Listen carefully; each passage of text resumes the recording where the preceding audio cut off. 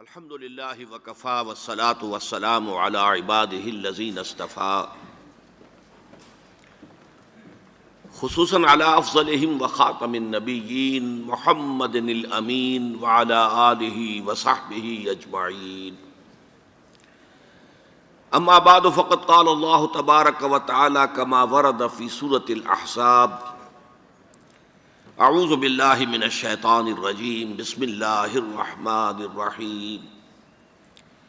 ما كان محمد ابا احد من رجالکم ولکن رسول اللہ وخاتم النبیین وکان اللہ بکل شیء علیما.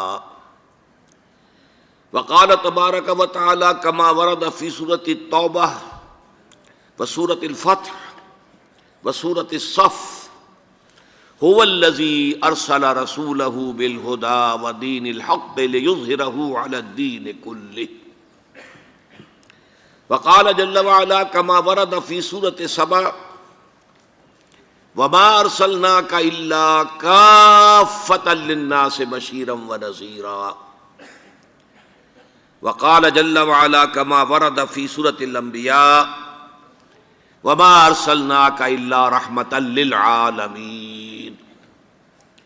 وقال عز وجل كما ورد في سورة الأعراف: قل يا أيها الناس إني رسول الله إليكم جميعا.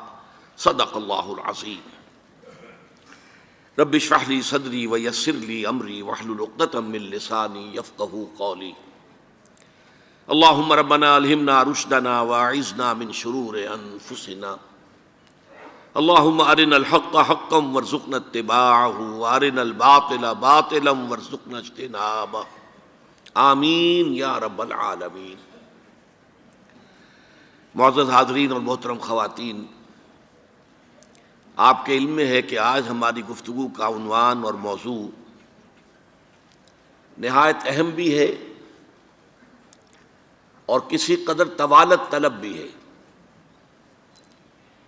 میں نے اس مرتبہ جو ہینڈ بل شائع ہوا ہے آج کی اس نشست کے لیے، اس میں ذیلی عنوانات جو ہیں وہ معین کر دیے تاکہ آپ کے سامنے بھی یہ رہے کہ آج کن کن موضوعات پر کن کن عنوانات کے تحت گفتگو ہونی ہے. میں وہ پڑھ کر آپ کو سنا رہا ہوں. ختم نبوت کے دو مفہوم. نمبر 2، ختم نبوت کے قانونی تقاضے. نمبر 3، تکمیل نبوت کے دو مظاہر. نمبر 4، ختم نبوت کے خلاف غلام احمد قادیانی کی دلیل اور اس کی نفی، اس کی تردید. نمبر 5، تکمیل رسالت کے دو مظاہر. نمبر 6، معراج انسانیت کا مظہر اتم.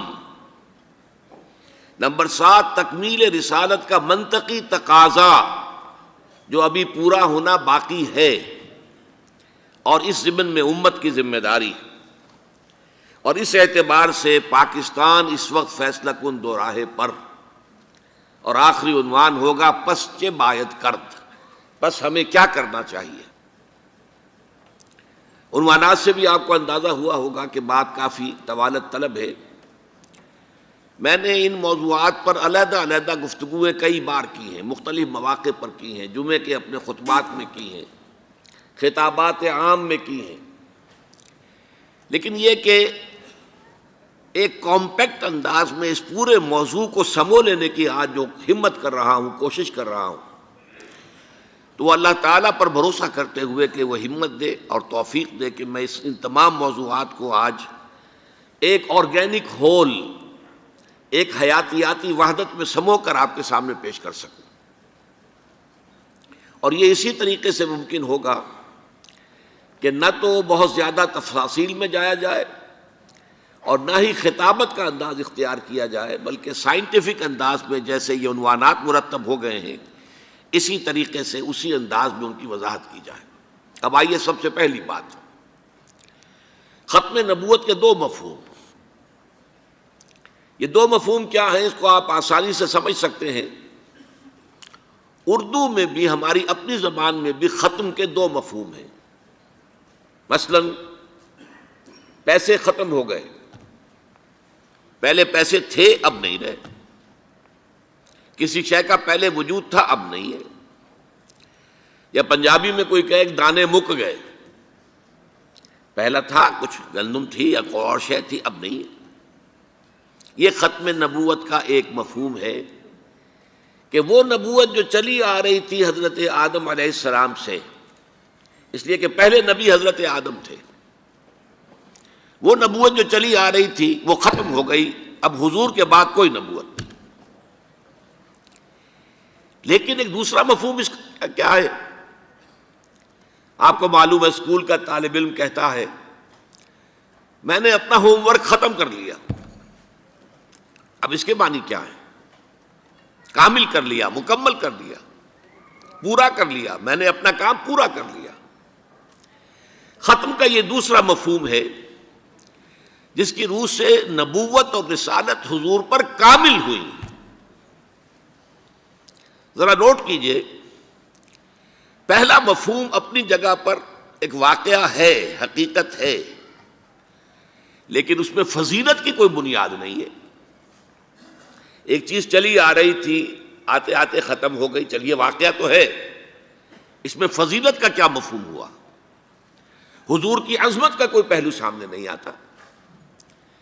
بلکہ اگر آپ اس کو ٹھنڈے دل سے غور کریں، نبوت رحمت ہے، نبوت تو نوع انسانی کی ہدایت کا ایک سلسلہ تھا، تو جہاں سے وہ شروع ہوئی ہے اس کی فضیلت زیادہ ہوگی بنسبت اس کے کہ جہاں آ کر وہ ختم ہو گئی۔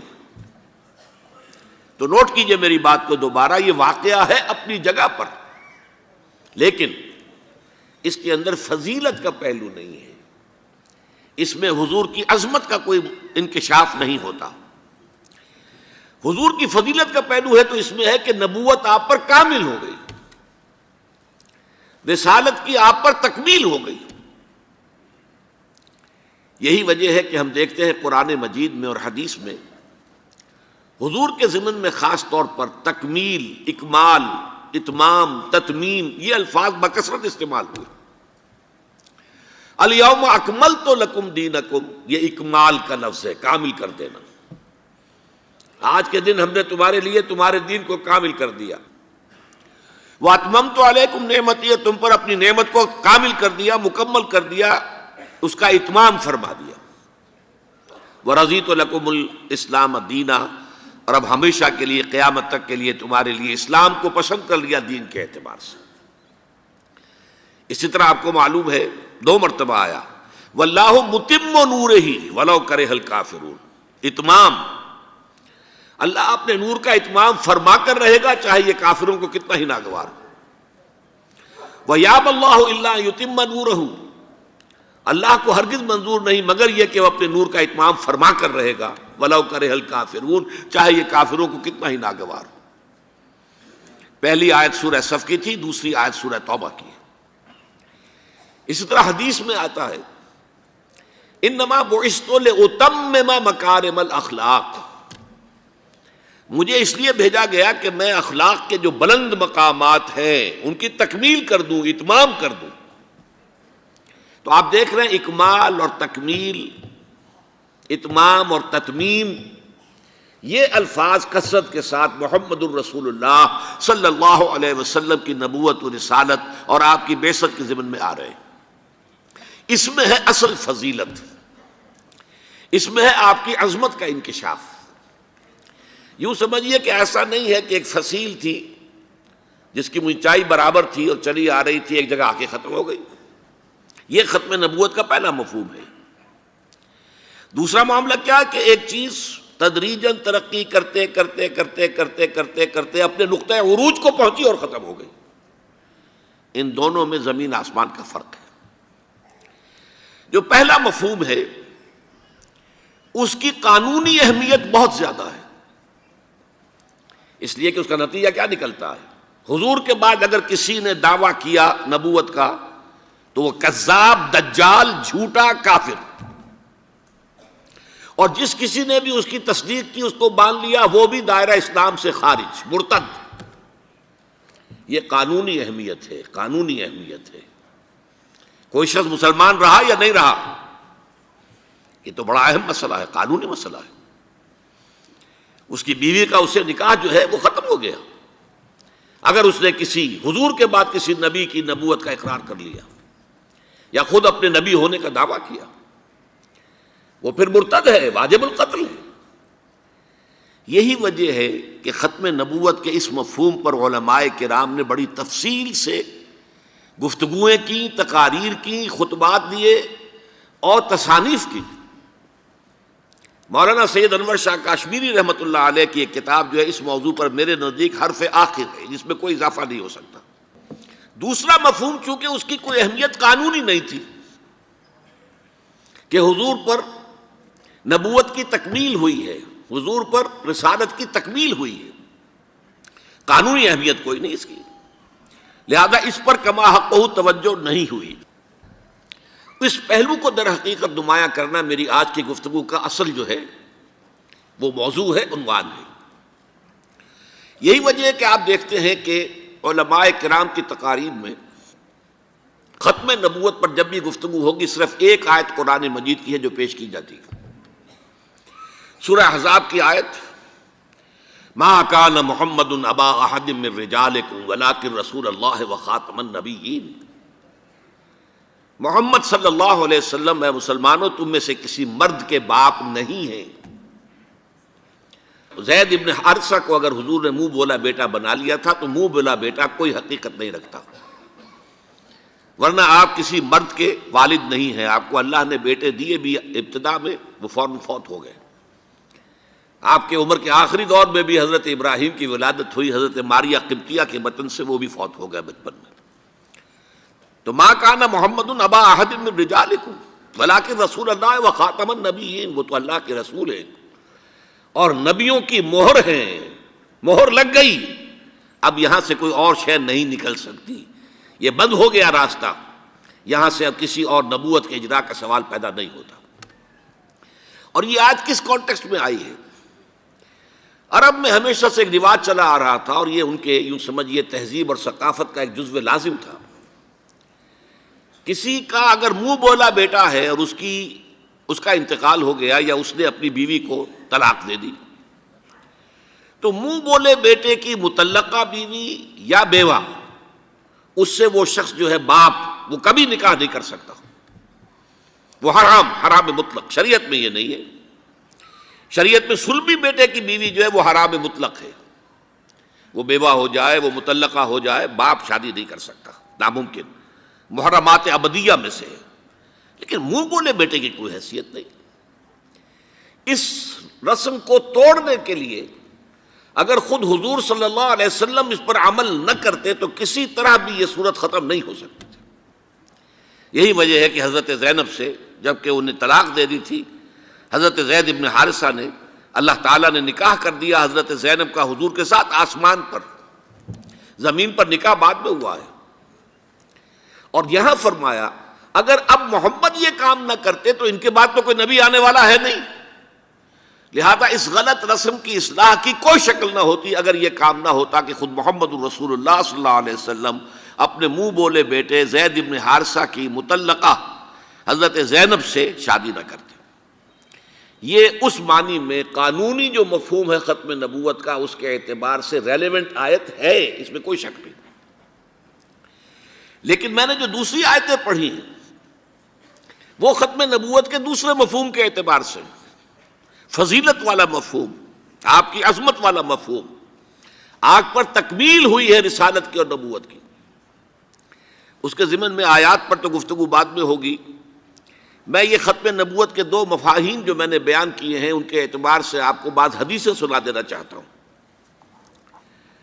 دیکھیے، ایک جامع ترمذی میں روایت ہے حضرت ثوبان سے رضی اللہ تعالی عنہ، حضور نے فرمایا انہ سیکون فی امتی ثلاثون کذابون کلہم یزعم انہ نبی وانا خاتم النبیین لا نبی بعدی۔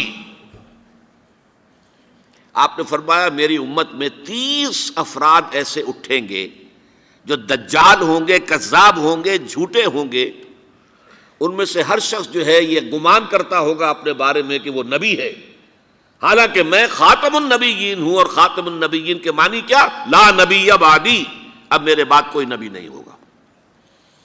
اس قانونی مفہوم کو بہت ہی عمدگی کے ساتھ یہاں واضح کر دیا گیا کہ اب چاہے دجال اٹھیں گے، حضور کے اپنے زمانے میں اٹھ گئے تھے، پھر اس دور میں تو بڑی تیزی کے ساتھ، بڑی رفتار جو ہے تیز ہو گئی ہے، زمانہ آخری آ رہا ہے، وہ 30 کی تعداد اب جو ہے پوری ہونی ہے۔ بہاء اللہ ایران میں اٹھا، غلام احمد قادیانی ہندوستان میں اٹھا، ابھی آپ کے ہاں ایک یوسف صاحب تھے، ان کو ویسے ہی ایک شخص نے گولی مار دی ہے سائی وال جیل میں، ورنہ وہ بھی کہتے تھے میں محمد ہوں صلی اللہ علیہ وسلم، معاذ اللہ ثم معاذ اللہ ثم معاذ اللہ۔ پچھلے دنوں خبر آئی تھی کہ ملتان میں کسی نے نبوت کا دعویٰ کر دیا ہے، وہ گرفتار کیا گیا، اس پر مقدمہ چل رہا ہے۔ تو یہاں حضور نے فرما دیا کہ 30 ہوں گے ایسے افراد میری امت میں سے کہ جو دعویٰ کریں گے وہ جھوٹے ہوں گے، کذابون، اور جو دعویٰ کریں گے نبوت کا، حالانکہ میں خاتم النبیین ہوں اور میرے بعد کوئی نبی نہیں۔ دوسری حدیث ہے، یہ حضرت ابو ہریرہ سے ہے رضی اللہ تعالیٰ عنہ، اور یہ سنن ابی داؤد میں ہے۔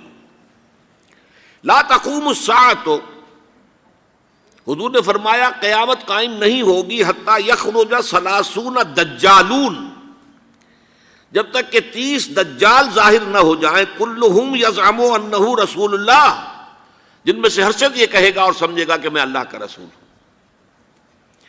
یہ دو حدیثیں ہیں لا نبی بعدی کے مفہوم کے اندر، قانونی مفہوم جو ختم نبوت کا یہ مفہوم ہے کہ آپ کے بعد کوئی نبی نہیں۔ دوسری حدیث سنیے، اس میں تکمیل نبوت کا تصور آ رہا ہے، بڑی پیاری حدیث ہے، حضرت ابو ہریرہ رضی اللہ تعالیٰ عنہ سے مروی ہے، اور اس حدیث کی سند بہت قوی ہے، متفقن علیہ، بخاری اور مسلم دونوں میں۔ حضور فرماتے مثلی و مثل الانبیاء، میری اور سابقہ انبیاء کی مثال ایسے ہے کہ مثل قصر، ایک ایسا محل کسی ہے، احسن بنیانہ، جس کی تعمیر بہت عمدہ کی گئی، بہت شاندار قصر تعمیر کیا گیا، وَتَرَكَ مِنْهُ مَوْضِعَ لَبْنَةٍ، لیکن ایک اینٹ کی جگہ چھوڑ دی گئی، ایک جگہ پر رکھنا چھوڑ دیا گیا، وہ کمی ایک تھی کہ جو اس کے اندر باقی تھی۔ فطاف بہ النظار یتعجبون من حسن بنیانہ، تو اس محل اور قصر کا طواف کرتے تھے لوگ، ارد گرد گھومتے تھے اور بہت تعجب کرتے تھے، کتنی شاندار عمارت ہے، کتنی عظیم عمارت ہے، کیسا عالی شان محل تعمیر کیا گیا ہے۔ الا موضع تلک اللبنہ، سوائے اس ایک اینٹ کی کمی کے جو انہیں عجیب محسوس ہوتی تھی کہ یہ ایک اینٹ کی کمی کیوں رکھ دی گئی۔ اب حضور فرماتے فکنت انا، وہ اینٹ میں ہوں، صدقت موضع اللبنۃ، میں نے اس اینٹ کے رکھنے کو پورا کر دیا ہے۔ ختم بی البنیان، میرے ذریعے سے قصر رسالت کی تکمیل ہو گئی ہے، وختم بی الرسل، اور میرے ذریعے سے مجھ پر رسالت کا اختتام ہو گیا۔ اب یہاں محل اور محل میں ایک کمی اور اس کمی کا آپ کے ذریعے سے پورا ہو جانا، یہ ہے تکمیل نبوت و رسالت کا معاملہ۔ تو میں نے اپنا پہلا مضمون پورا کیا، ختم نبوت کے دو مفہوم۔ اب آئیے ختم نبوت کے قانونی تقاضے۔ ختم نبوت کا وہ پہلو کہ جو شخص بھی اب حضور کے بعد کوئی نبوت کا دعویٰ کرے گا یا کیا ہے، وہ دجال، کذاب، جھوٹا، کافر، مرتد، واجب القتل، یہ اس کا قانونی تقاضا ہے۔ بدقسمتی سے صورت کیا ہوئی، عالم اسلام میں اس سے پہلے جب بھی کسی نے یہ کام کیا، جب تک مسلمانوں کی حکومتیں تھیں، انہیں قتل کر دیا گیا۔ آپ کو معلوم ہے کہ حضور کے فوراً بعد جو کھڑے ہو گئے تھے مسیلمہ کذاب اور بڑے بڑے مدعیان نبوت، ان کے خلاف جہاد کیا گیا، ان کو قتل کیا گیا، تہہ تیغ کیا گیا۔ بہاء اللہ ایران میں اٹھا تو وہاں چونکہ بہرحال مسلمانوں کی حکومت تھی، قتل کر دیا گیا۔ اب بھی کوئی بہائی ایران میں نہیں رہ سکتا، سب وہاں سے بھاگ چکے ہیں، کوئی نہیں رہ سکتا، کوئی وہاں آئے گا تو قتل کر دیا جائے گا۔ لیکن یہاں معاملہ یہ تھا کہ انگریز کی حکومت تھی، انگریز کی حکومت میں ہر شخص کو کھلی چھوٹ تھی۔ اکبر الہ آبادی رحمۃ اللہ علیہ نے بڑے خوبصورت الفاظ کے اندر وہ نقشہ کھینچا ہے، گورنمنٹ کی خیر یارو مناؤ، گلے میں جو آئیں وہ تانے اڑاؤ. کہاں ایسی آزادیاں تھی میسر، انا الحق کہو اور پھانسی نہ پاؤ. اگر اسلامی حکومت ہوتی، مسلمان حکومت ہوتی، چاہے اعلی معیاری اسلامی حکومت نہ بھی ہوتی، مسلمانوں کی حکومت ہوتی، تو جس نے انا الحق کہا منصور، وہ سولی چڑھا دیا گیا یا نہیں؟ جس نے نبوت کا دعویٰ کیا وہ قتل کر دیے گئے کہ نہیں؟ انگریز کی حکومت تھی. گورنمنٹ کی خیر یارو مناؤ، گلے میں جو آئیں وہ تانے اڑاؤ. خدائی کا دعویٰ کر دو، نبوت کا دعویٰ کر دو، رسالت کا دعویٰ کر دو، کوئی پوچھنے والا نہیں، کوئی پکڑنے والا نہیں، کسی دارو گیر کا کوئی اندیشہ ہی نہیں. کہاں ایسی آزادیاں تھیں میسر، انا الحق کہو اور پھانسی نہ پاؤ. اسی زمانے میں ایک واقعہ یہ ہوا تھا، غلام احمد قادیانی نے ایک دعوتی خط لکھا کابل کے حکمران، اب میں بھول رہا ہوں کہ وہ امیر دوست محمد خان تھے یا امیر عبد الرحمن خان تھے، ان دونوں میں سے کسی کے سامنے وہ خط پہنچا. جیسے کہ حضور نے خطوط بھیجے تھے قیصر کو، کسریٰ کو، تو اس کو بھی شوق چرایا کہ میں بھی تو اب نبی ہوں، نبوت کا دعویٰ کر چکا ہوں، تو مجھے پڑوس کا ملک جو ہے افغانستان، وہاں کے بادشاہ کو دعوت دینی چاہیے کہ وہ مجھ پر ایمان لائے. جب وہ خط وہاں پہنچا ہے تو امیر کابل نے اسی خط پہ 2 الفاظ لکھ دیے اور واپس کر دیا. الفاظ کیا تھے؟ این جا بیا، یہاں آؤ ذرا اور یہاں آ کر تم دعویٰ کرو نبوت کا. یہ تم انگریز کی چھتری تلے بیٹھے ہوئے دعوے کر رہے ہو، انگریز کے سائے تلے جو ہے، اور انگریز جو ہے تمہیں سپورٹ کر رہا ہے. تم نے جہاد کو جو ہے ختم کر دیا، دین کے لیے حرام ہے اب دوستو قتال، حرمت قتال. انگریز کو اور کیا چاہیے تھا؟ گلیڈسٹن نے، جبکہ وہ وزیر اعظم تھا برطانیہ کا، اس نے کہا تھا اپنی پارلیمنٹ میں قرآن کو لہرا کر، جب تک یہ کتاب دنیا میں موجود ہے امن قائم نہیں ہو سکتا. یہ تو جہاد اور قتال کی بات کرتی ہے. تو ان کو اور کیا چاہیے تھا کہ اگر کوئی اس قتال کو ختم کر دے، منسوخ کر دے، اور مسلمانوں میں سے جذبہ جہاد اور قتال فی سبیل اللہ کو نکال دے، تو اس سے بڑی اور کیا خدمت ہوگی؟ لیکن یہ کہ اگر تمہیں یہ دعوت دینی ہے تو ذرا یہاں آؤ، این جا بیا، یہاں آ کے یہ دعوت دو مجھے، تاکہ تمہارے 14 طبق روشن ہو، تمہیں معلوم ہو کہ اس دعویٰ کرنے کا مطلب کیا ہے. لیکن ایک بات میں اب آپ سے عرض کر رہا ہوں، ہم پر اللہ کا بڑا کرم ہوا تھا، اس میں کوئی شک نہیں. اس ملک میں 1974 میں جو فیصلہ ہوا قادیانیوں کے غیر مسلم اقلیت قرار پانے کا، وہ واقعہ یہ ہے کہ بہت ہی مبارک فیصلہ تھا. اس کے لیے تحریک جو اٹھی وہ بھی بہت ہی عمدہ تھی، بہت پرامن تھی، بہت منظم تھی. مولانا سید محمد یوسف بن نوری رحمۃ اللہ علیہ اس کے قائد تھے. کوئی سیاسی لیڈر جو ہے اس میں نمایاں نہیں تھا، خالص دینی تحریک تھی.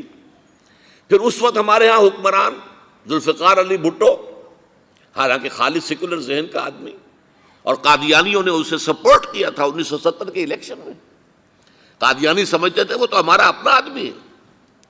لیکن اللہ تعالیٰ نے اس کے ہاتھوں، لیکن بہترین طریقے سے، جس پر اعتراض کیا ہی نہیں جا سکتا، پارلیمنٹ کے ذریعے سے فیصلہ کرا. کوئی آرڈیننس نہیں تھا، کوئی حکم جو ہے، فرمان جو ہے وہ ایشو نہیں ہوا تھا، پارلیمنٹ کے ذریعے سے. اور پارلیمنٹ کی ایک کمیٹی بنائی گئی جس میں کہ موقع دیا گیا کہ قادیانیوں کے سربراہ بھی آ جائیں، لاہوریوں کے سربراہ بھی آ جائیں. یہ دونوں سیکٹ جو ہیں قادیانیت کے، پہلے قادیانی تھے، اب وہ ربوائی ہیں، ربوے والے ہیں. لاہوری جیسے پہلے لاہوری تھے، آج بھی لاہوری ہیں. ان دونوں کے سرکردہ لوگوں نے آ کر وہاں پر اس کمیٹی کے سامنے پیش ہو کر بیانات دیے اور کہا، کھل کر کہا. ناصر احمد اس وقت جو ہے خلیفہ تھا ان کا، مرزا طاہر احمد کا غالباً بڑا بھائی مرزا ناصر احمد. انہوں نے کہا ہم نبی مانتے ہیں، غلام احمد قادیانی کو ہم نبی مانتے ہیں، ڈنکے کی چوٹ کہا. لہذا اس کے بعد پارلیمنٹ نے فیصلہ کیا یہ غیر مسلم ہے، اور صحیح فیصلہ کیا. لیکن یہ فیصلہ ادھورا ہے. یہ بات آج میں پہلی مرتبہ کہہ رہا ہوں، اسے نوٹ کر لیجیے. قادیانیت کے فتنے کو کوئی گزند نہیں پہنچا ہے ان کے غیر مسلم قرار دیے جانے سے. وہ فتنہ جوں کا توں پنپ رہا ہے، جوں کا توں پھیل رہا ہے، جوں کا توں وہ اپنے سرطان کی جڑیں پھیلا رہا ہے ہمارے معاشرے میں. اور ویسے یہ کہ عالمی سطح پر انہیں بڑی سرپرستی حاصل ہو گئی ہے. پوری دنیا جو ہے مغربی دنیا وہ ان کی سرپرستی کر رہی ہے، لیکن یہ کہ اندرون ملک بھی اس فتنے کا قلع قبا اگر ہو سکتا تھا تو صرف اس وقت جبکہ اس فیصلے کا جو قانونی اور منطقی تقاضا ہے وہ بھی پورا کیا جاتا، اور وہ یہ کہ مرتد کو قتل کی سزا دی جاتی ہے۔ اسلام میں مرتد کی سزا قتل ہے۔ وہی میں نے آپ سے عرض کیا، حضرت ابوبکر صدیق کے زمانے میں کیوں قتال کیا گیا، اور جتنے بھی لوگوں نے نبوت کے دعوے کیے انہیں کیوں قتل کیا گیا ہمیشہ اسلام کی تاریخ میں۔ لہذا مرتدین کی سزا سزائے قتل جب تک نافذ نہیں ہوگی اس فتنے کو کوئی غضب نہیں پہنچے گا، بلکہ وہ تو اپنے آپ کو مظلوم سمجھتے ہیں، مظلوم کیسے سے پیش کرتے ہیں۔ اور ظاہر بات ہے کہ وہ سارے شاعر چاہے آپ آرڈیننس نافذ کر لیں لیکن ان کے جمعے کی نماز ہوتی ہے۔ یہ ٹھیک ہے کہ وہ مسجد کی شکل نہیں بنا سکتے، ماڈل ٹاؤن میں ایک بڑی کوٹھی کے اندر ان کا جمعہ ہوتا ہے، ان کی عیدیں علیحدہ ہوتی ہیں، وہ سارے شاعر اسلامی کو استعمال کر رہے ہیں، اور الٹا مظلومیت جو ہے اس کا لبادہ اوڑھ لیا ہے، جیسے دنیا میں یہودیوں نے ہولوکاسٹ کی مظلومیت کا لبادہ اپنے اوپر اوڑھا ہوا ہے۔ ہم جو چاہے ظلم کر لیں نوع انسانی پر، ہمیں کوئی غضب نہیں پہنچا سکتا، اس لیے کہ ہم نے اتنا بڑا ظلم سہا تھا، ہولوکاسٹ، ہمارے 60 لاکھ آدمی جرمنوں نے ختم کر دیے تھے، تو ہم اگر 8-10 لاکھ مار دیں فلسطینی یا کوئی اور عرب یا اور مسلمان تو کون سی بڑی بات ہے۔ اسی طرح قادیانیوں نے مظلومیت کا لبادہ اوڑھا ہوا ہے، اور ان کو کوئی غضب نہیں پہنچا ہے جب تک کہ قتل مرتد کی سزا یہاں نافذ نہیں کی جائے گی۔ اس میں یہ ہونا چاہیے تھا کہ جس روز میں یہ فیصلہ ہوا ڈکلیئر ہو جاتا ساتھ ہی، اب تک کے جو قادیانی ہیں آج کے اس تاریخ سے فیصلے سے پہلے وہ تو اقلیت قرار پائیں گے، انہیں قتل نہیں کیا جائے گا، لیکن اس فیصلے کے نفاذ کے بعد جو شخص بھی قادیانیت اختیار کرے گا اس پر قتل مرتد کی سزا، اس کی حد جاری کی جائے گی۔ جب تک یہ نہیں ہوگا اس فتنے کا استیصال تو بہت دور کی بات ہے، اس کو کوئی غضب میں نہیں پہنچ سکتا۔ اب آئیے تیسرا عنوان، تکمیل نبوت کے 2 مظاہر۔ حضور پر نبوت کامل ہوئی، حضور پر رسالت کامل ہوئی۔ اب ان کو میں علیحدہ ڈیل کر رہا ہوں، اور ذرا اس کو سمجھ لیجئے کہ ایک شخص تو فرض کیجئے ایسے تھے کہ جو نبی تھے رسول نہیں تھے۔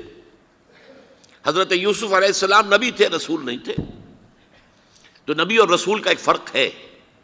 اس پر اگرچہ علماء کی آراء مختلف ہے کہ فرق کی بنیاد کیا ہے، کیا فرق ہے، وہ میرا اس وقت کا موضوع نہیں ہے، لیکن جو شخص نبی بھی ہے رسول بھی ہے، اس کی شخصیت میں جو دونوں چیزیں جمع ہو گئیں، باہمی اس کی نسبت کیا ہے آپس میں؟ دیکھیے، نبوت ہے اللہ سے لینے والا پہلو، اللہ سے ریسیو کرنا، وحی حاصل کرنا، وحی کو وصول کرنا، یہ نبوت ہے۔ رسالت ہے پہنچانا، لوگوں تک پہنچا دینا، عوام تک اس کا حق ادا کر دینا، ابلاغ اور تبلیغ کا۔ تو ایک پہلو یہ ہے، دوسرا پہلو یہ ہے، وہ نبوت ہے۔ وہ کھڑکی جو ہے وحی کی، وہاں سے وحی آ رہی ہے اور اس کو ریسیو کر رہا ہے نبی علیہ الصلوۃ والسلام۔ اب اس کا کام ہے اسے پہنچاؤ، بلغ ما انزل الیک من ربک، اے نبی پہنچا دو جو کچھ بھی نازل کیا گیا ہے آپ پر آپ کے رب کی طرف سے۔ وَإِن لَمْ تَفْعَلْ فَمَا بَلَّغْتَ رِسَالَتَهُ، اور اگر آپ ایسا نہیں کریں گے تو پھر رسالت کا حق ادا نہیں ہوگا۔ تبلیغ، ابلاغ، اس کا حق ادا کرنا، یہ رسالت ہے۔ نبوت کی تکمیل کے مظاہر کیا ہیں؟ 2 ہیں، اور اس کے لیے در حقیقت میرے نزدیک جو قرآن مجید کی آیت ہے ریلیونٹ، وہ 3 مرتبہ قرآن میں جو الفاظ آئے ہیں، سورہ توبہ میں، سورہ فتح میں اور سورہ صف میں، هو الذی ارسل رسولہ بالہدی ودین الحق لیظہرہ علی الدین کلہ، وہی ہے اللہ جس نے بھیجا اپنے رسول کو صلی اللہ علیہ وسلم 2 چیزیں دے کر، الہدا، قرآن حکیم، the total guidance, the final guidance, و دین الحق، اور دین حق، 2 چیزیں دے کر بھیجا۔ واو درمیان میں جو ہے حرف عطف ہے، الہدا اور دین حق دے کر بھیجا۔ کس لیے بھیجا؟ لِيُظْهِرَهُ عَلَى الدِّينِ كُلِّهِ، تاکہ غالب کر دیں اسے تمام ادیان پر، تمام نظاموں پر، پورے کے پورے جنس دین پر۔ وَلَوْ كَرِهَ الْكَافِرُونَ دو جگہ پر آیا، چاہے یہ کافر مشرک جو ہیں وَلَوْ كَرِهَ الْمُشْرِكُونَ، چاہے مشرکوں کو کتنا ہی ناپسند ہو، اور ایک جگہ آیا وَكَفَى بِاللَّهِ شَهِيدًا، اللہ تعالیٰ کافی ہے بطور گواہ یا بطور مددگار۔ حضور کو دو چیزیں دی گئیں، الہدا قرآن حکیم اور دین حق۔ اب نوٹ کیجئے، یہ دونوں چیزیں ابتدا سے چلی آ رہی ہیں۔ آپ کو معلوم ہے حضرت آدم علیہ السلام کو جب زمین پر اترنے کا حکم دیا گیا تو ساتھ ہی سورہ بقرہ میں جو آیا ہے چوتھے رکوع میں، فَإِمَّا يَأْتِيَنَّكُم مِّنِّي هُدًى فَمَن تَبِعَ هُدَايَ فَلَا خَوْفٌ عَلَيْهِمْ وَلَا هُمْ يَحْزَنُونَ۔ جب تمہارے پاس میری جانب سے کوئی ہدایت آئے گی تو جو کوئی اس ہدایت کی پیروی کرے گا اس کے لیے نہ کوئی خوف ہوگا نہ حزن ہوگا۔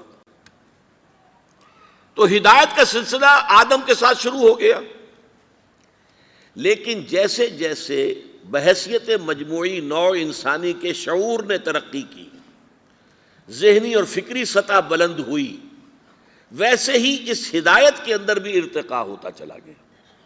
ظاہر بات ہے، کوئی بچہ جو ہے وہ پرائمری کا طالب علم ہے، آپ ٹیچر اس کے لیے پی ایچ ڈی رکھ دیجئے، لیکن وہ پی ایچ ڈی اسے کیا کرے گا؟ کیا وہ پی ایچ ڈی کی تعلیم دے گا یا ایم اے کا نصاب پڑھائے گا؟ نہیں پڑھا سکتا۔ اس کی وجہ کیا ہے کہ بچہ اپنا ابھی اس عہد طفولیت میں ہے کہ اس کے لیے ایک خاص حد سے آگے بات کا سمجھنا ممکن ہی نہیں۔ تو نوع انسانی جب تک عہد طفولیت میں تھی، ہدایات آتی رہیں، یہ کرو یہ نہ کرو۔ میں نے یہ لفظ بدل دیا، ہدایت کی بجائے ہدایات۔ کیوں؟ تورات کے بارے میں کمانڈمنٹس کا لفظ آیا، 10 کمانڈمنٹس، یہ ڈوز ہیں یہ ڈونٹس ہیں، یہ تمہیں کرنا ہے یہ نہیں کرنا ہے۔ یہ انٹرم پیریڈ کے لیے جب تک نوع انسانی شعور کے اعتبار سے، اپنے فلسفیانہ فکر کے اعتبار سے، اپنے ذہن اور شعور کی ارتقائی جو ہے منزل، وہ جب تک میچورٹی کو نہیں پہنچ جاتی، تو اس انٹرم عرصے کے لیے ہدایات آ رہی ہیں، یہ کرو یہ کرو یہ کرو، یہ نہ کرو یہ نہ کرو یہ نہ کرو۔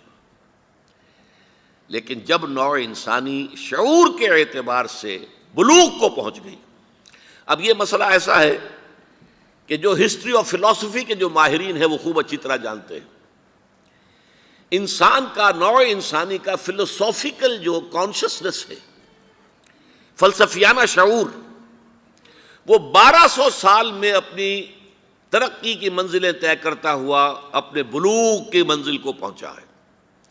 600 BC سے شروع ہوتا ہے، 600 قبل مسیح، فلسفیانہ شعور کی بات کر رہا ہوں، اور 600 بعد مسیح پر ختم ہو گیا۔ 600 BC to 600 AD، یہ 1200 برس۔ سارے فلسفے انہی 1200 سالوں میں پیدا ہوئے۔ سقراط بھی انہی میں تھا، افلاطون بھی اسی میں تھا، اور ارسطوٹل جو ہے ارسطو بھی اسی دور میں پیدا ہوا، گوتم بدھ بھی اسی دور میں پیدا ہوا، مہاویر بھی پیدا ہوا، کنفیوشس بھی پیدا ہوا، تاؤ بھی پیدا ہوا۔ یہ سب کے سب کون ہیں؟ یہ اس 1200 سال کے۔ اس 1200 سال کے دور میں انسان کا ذہنی، خاص طور پر فلسفیانہ شعور جو ہے وہ اپنی ارتقائی منزل، آخری میچورٹی کو پہنچ چکا تھا۔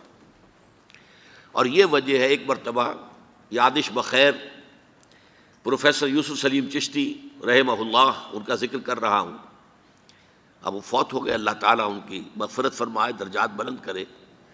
جب میں پریکٹس کرتا تھا کرشن نگر میں تو شام کو میرے پاس آ کر بیٹھ جایا کرتے تھے، اور واقعہ ہے کہ پھل جھڑیاں ہوتی تھی جو ان کے منہ سے نکلتی تھی، معلومات فلسفیانہ، تاریخی، مذہبی مسائل، بہت عمدہ، بہت یوں سمجھیے خزانہ تھا۔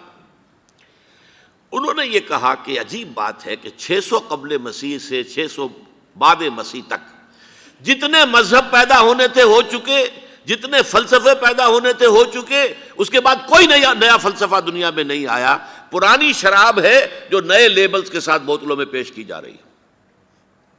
ان کا ذہن ادھر نہیں گیا تھا، میرا ذہن فوراً منتقل ہوا کہ چشتی صاحب اس کا تو پھر براہ راست تعلق ختم نبوت کے ساتھ ہے۔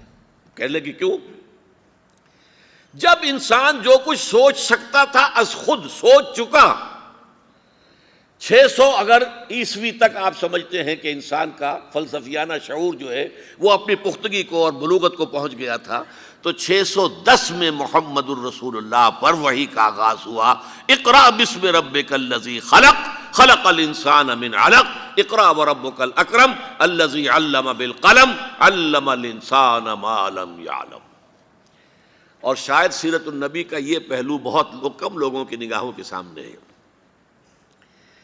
اس اقرا کی وحی کے آنے سے متصلاً قبل مدت کا ہمارے پاس تعین نہیں ہے، کئی مہینے یا کتنا لمبا عرصہ لگا ہے۔ حضور جو مراقبہ کرتے تھے غار حرا میں کیا کرتے تھے؟ کئی دن مقیم ہیں، دن رات وہیں ہیں۔ حضرت خدیجہ الکبریٰ رضی اللہ تعالی عنہا نے کچھ کھانے پینے کا سامان کر دیا ہے، بس وہاں چلے گئے ہیں، اور وہاں جو ہے قیام ہے دن اور رات، کئی دن کیا کرتے تھے؟ حدیث میں الفاظ آتے ہیں یتحنس فیہ، وہاں آپ عبادت کرتے تھے۔ لیکن پھر سوال پیدا ہوا کون سی عبادت؟ وہ یہودوں کے ہاں پیدا ہوتے تو یہودیوں والی عبادت کرتے، عیسائیوں کے ہاں پیدا ہوتے تو عیسائیوں والی عبادت کرتے، پیدا تو ہوئے مشرکین کے ہاں عرب کے اندر مکے میں، ظاہر بات ہے وہ عبادت کرنے کا سوال ہی نہیں، سلیم الفطرت انسان، آپ نے کبھی کسی بت کو سجدہ نہیں کیا، تو کون سی عبادت کرتے تھے؟ تو شارحین حدیث نے اس کا حل نکالا ہے، کانا صفت و تعبدہ فی غار حرا التفکر والاعتبار، کہ حضور کی جو عبادت غار حرا میں تھی وہ غور و فکر، سوچ بچار۔ میرا دعویٰ یہ ہے پوری انسانی فلسفیانہ سوچ کے مراحل اللہ نے طے کرائے ہیں حضور کو صلی اللہ علیہ وسلم، اور اس کے بعد اقرأ بسم ربک الذی خلق خلق الانسان من علق۔ یہ سارا مرحلہ جو تھا یہ اسی لیے تھا کہ حضور اپنی سوچ سے، غور و فکر سے، اپنی سلامتی طبع اور اپنی سلامتی فطرت کی رہنمائی میں، اب سلیم عقل کی رہنمائی میں غور و فکر کریں، تدبر کریں، تفکر و اعتبار، اور اس کے نتیجے میں پھر جہاں پہنچیں وَوَجَدَكَ ضَالًّا فَهَدَىٰ، اے نبی ہم نے پایا آپ کو کہ آپ ہدایت کی تلاش میں سرگرداں ہیں، تو ہم نے پردے اٹھا دیے، آؤ اقرأ بسم ربک الذی خلق خلق الانسان من علق اقرأ وربک الاکرم الذی علم بالقلم علم الانسان ما لم یعلم۔ اب یہاں نوٹ کیجئے جو نکتے کی بات ہے، دیکھیے ایک بہت اہم حقیقت جو نگاہوں کے سامنے نہ ہو تو اس کی کوئی حیثیت نہیں، اور نگاہوں کے سامنے آ جائے تو بڑی اہمیت کی حامل ہے۔ کیا تورات اللہ کی کتاب نہیں تھی؟ اس میں تحریف ہو گئی، کیوں ہو گئی؟ اگر اللہ نے ضمانت لی ہوتی کہ اس میں تحریف نہیں ہو سکتی تو کیا تحریف ہو سکتی تھی؟ کیا انجیل اللہ کی کتاب نہیں تھی؟ یقیناً تھی، تحریف ہو گئی، کیوں؟ اللہ نے اس کی حفاظت کا ذمہ نہیں لیا، اور اگر قرآن کی حفاظت کا ذمہ اللہ نہ لیتا تو کیا ہم چھوڑ دیتے تحریف کیے بغیر؟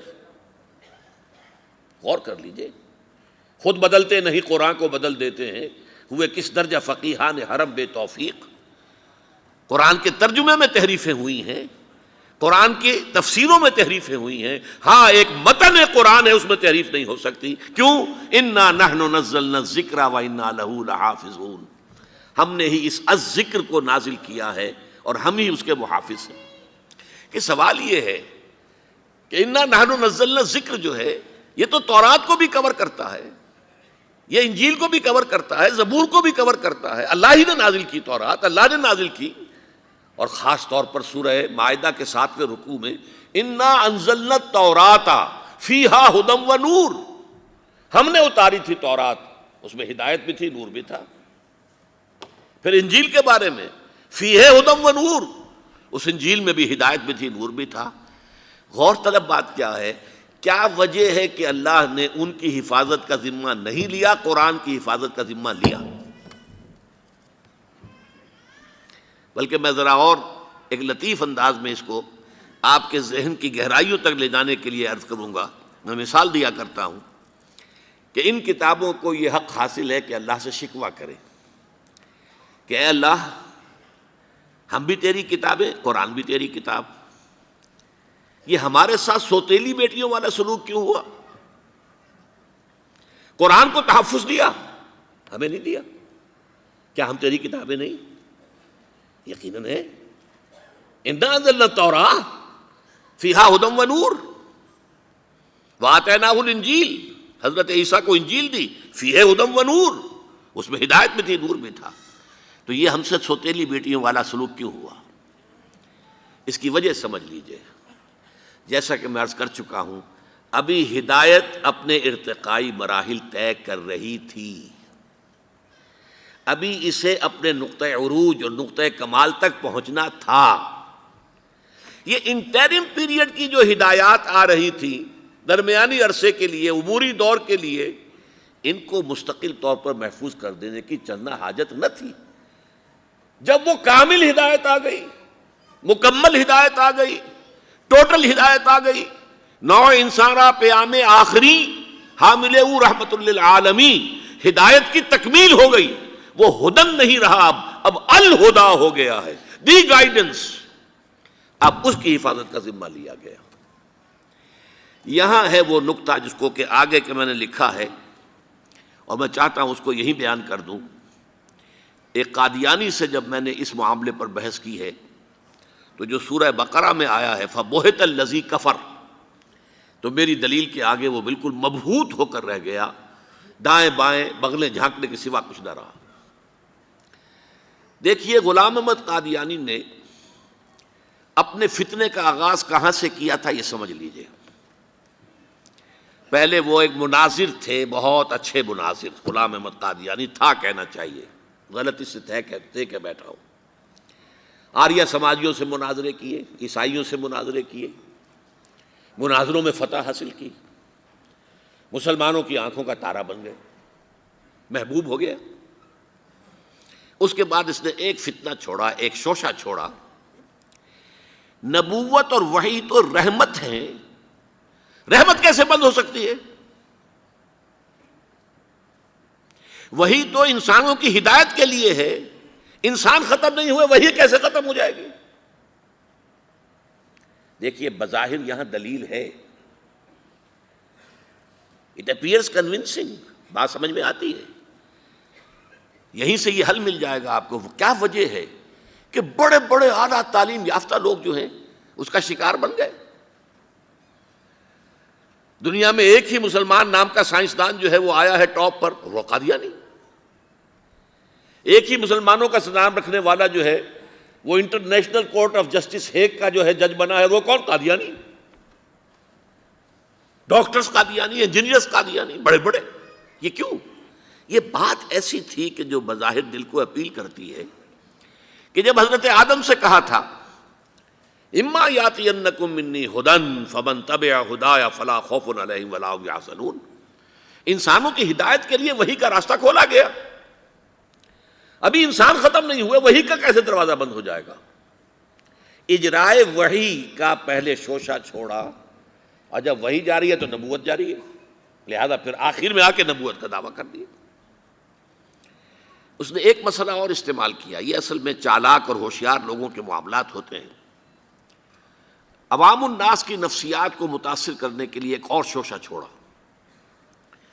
دیکھو یہ کیسے ہو سکتا ہے، ہمارے نبی حضرت محمد صلی اللہ علیہ وسلم وہ فوت بھی ہو گئے، دفن بھی ہو گئے، زیر زمین دفن ہے، اور عیسیٰ ابن مریم وہ آسمان پر اٹھا لیے گئے، وہ آسمان پر ہے، کیسے ہو سکتا؟ اب عام مسلمان کے لیے اس میں بھی ایک اپیل ہے کہ اس میں تو گویا کہ ثابت ہوا کہ حضرت عیسیٰ ابن مریم جو ہیں وہ افضل ہو گئے محمد سے صلی اللہ علیہ وسلم۔ یہ ہیں وہ چیزیں کہ جن سے حالانکہ افضلیت کا اس سے کوئی تعلق نہیں۔ اصحاب کہف اگر 300 برس تک سوتے رہے تو اس میں کون سی افضلیت ہو گئی؟ کوئی افضلیت کا سوال نہیں۔ اس اعتبار سے حضرت عزیر کو اگر 100 برس تک مردہ رکھ کر اللہ نے دوبارہ زندہ کر دیا، کون سی افضلیت اس میں ہو جائے گی؟ اللہ کی قدرت ہے، اللہ کر سکتا۔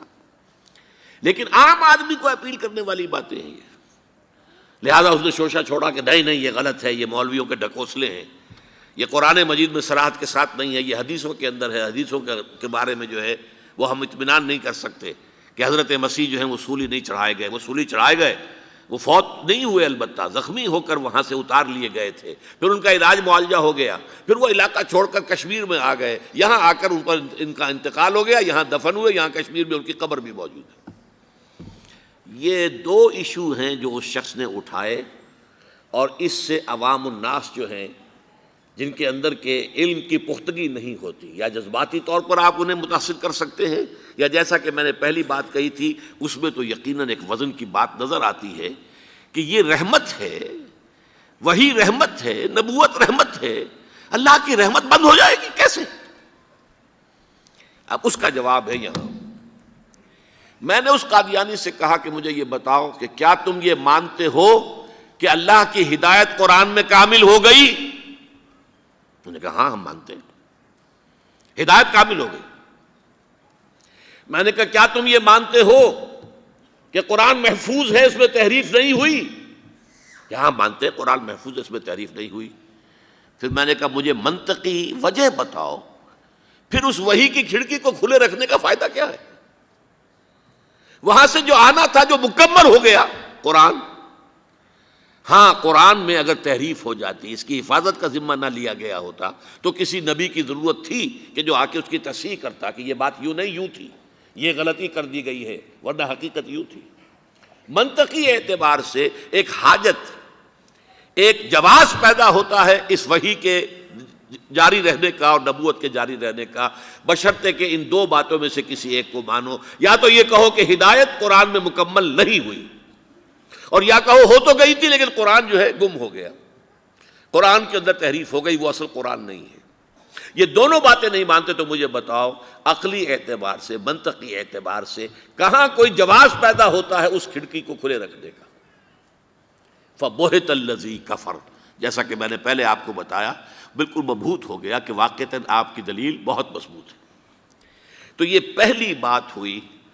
پہلا مظہر نبوت کی تکمیل کا کیا ہے کہ وہ ہدایت، فلسفیانہ ہدایت، ایمان کی ہدایت، فکری اور نظری ہدایت جو اللہ تعالیٰ نے انسانوں کو دینی تھی وہ قرآن میں مکمل ہو گئی۔ دوسرے دین حق دیا گیا، اور دین حق کی بھی تکمیل ہوئی ہے محمد الرسول اللہ پر صلی اللہ علیہ وسلم۔ اس کی آیت تو میں پہلے ہی آپ کو سنا چکا ہوں، الیوم اکملت لکم دینکم واتممت علیکم نعمتی ورضیت لکم الاسلام دینا۔ لیکن اس کے بھی پس منظر کو سمجھ لیجئے، جیسے انسان کے ذہنی ارتقاء کے مراحل آئے ہیں، فلسفیانہ شعور میں ترقی ہوئی ہے، اور ہوتے ہوتے وہ اپنے بلوغ کو پہنچا ہے، میچورٹی کو پہنچا ہے، ایسے ہی انسان کے اندر تمدنی طور پر ارتقاء ہوا ہے۔ ایک دور وہ تھا جب ہمارے آباء و اجداد غاروں میں رہتے تھے، کہیں کوئی اسٹریٹ لائٹ کا سوال نہیں، کہیں کوئی سڑکوں کو صاف کرنے کا سوال نہیں، کہیں کسی کارپوریشن کا، میونسپلٹی کا سوال نہیں، کچھ بھی نہیں۔ انفرادیت ہی انفرادیت تھی۔ عام جو منار کو فول سروے، میں اپنی غار کا میں مالک ہوں، جو چاہوں کروں، میرے اوپر کوئی قانون نہیں، کوئی قدغن نہیں۔ یہ نظام تھا نا، اجتماعیت تھی ہی نہیں، انفرادیت ہی انفرادیت تھی۔ پھر کیا ہوا؟ قبائلی نظام قائم ہوا۔ بھائی ہمارا قبیلہ ہے، قبیلے کا ایک سردار ہے، سردار کا حکم ماننا ہوگا۔ تم فلاں قبیلے کے ہو، اس قبیلے کی روایات یہ ہے، تمہیں اس پر عمل کرنا ہوگا۔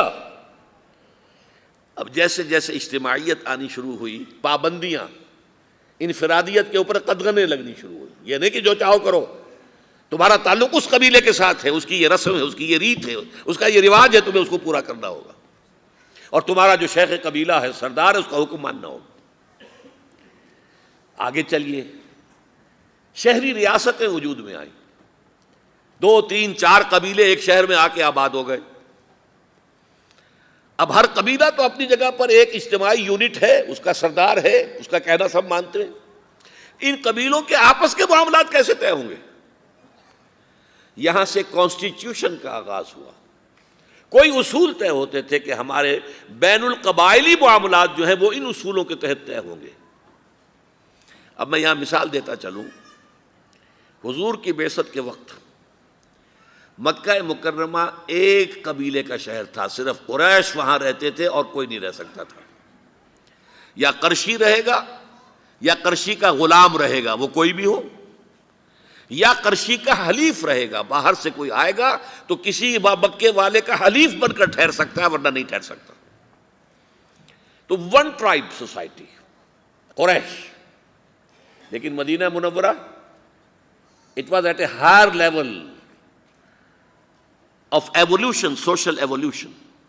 5 قبیلے آباد تھے وہاں. 2 تھے سنز آف دی سوئل، اصل عرب قبیلے، اوس اور خزرج. 3 تھے یہودی جو آ کر وہاں آباد ہو گئے، بنو قریظہ، بنو قینقاع، بنو نذیر. 3 قبیلے. 5 قبیلوں کے آپس میں اب معاہدات تھے نا ان کے درمیان. اب عجیب بات آپ کو سنا رہا ہوں. اوس کا قبیلہ چھوٹا تھا، خزرج کا بڑا تھا. حضور نے بھی جب 12 ان میں نقیب مقرر کیے تھے تو 9 خزرج میں سے تھے، 3 اوس میں سے تھے. اوس کا قبیلہ چھوٹا تھا. ان کے درمیان طے تھا اگر اوسی قتل کر دے گا کسی خزرجی کو تو دیت جو ہے خون بہا 1/3 ہوگی، اور اگر اوسی خزرجی کو قتل کر دے گا تو 3 گنا دینی ہوگی، اور خزرجی اگر قتل کر دے اوسی کو تو وہ 1/3 ہوگی. اب آپ سنیے، یقیناً اوسی نوجوان کا خون کھولتا ہوگا کہ کیا میرے خون کی، میری جان کی قیمت اس خزرجی نوجوان سے 1/3 ہے؟ لیکن اگر مدینے میں رہنا ہے تو ماننا پڑے گا، یہ یہاں طے ہو چکا ہے. You have to abide by it. اب اس کی پابندی کرنی ہوگی. اچھا، اس سے اگلا قدم کیا تھا؟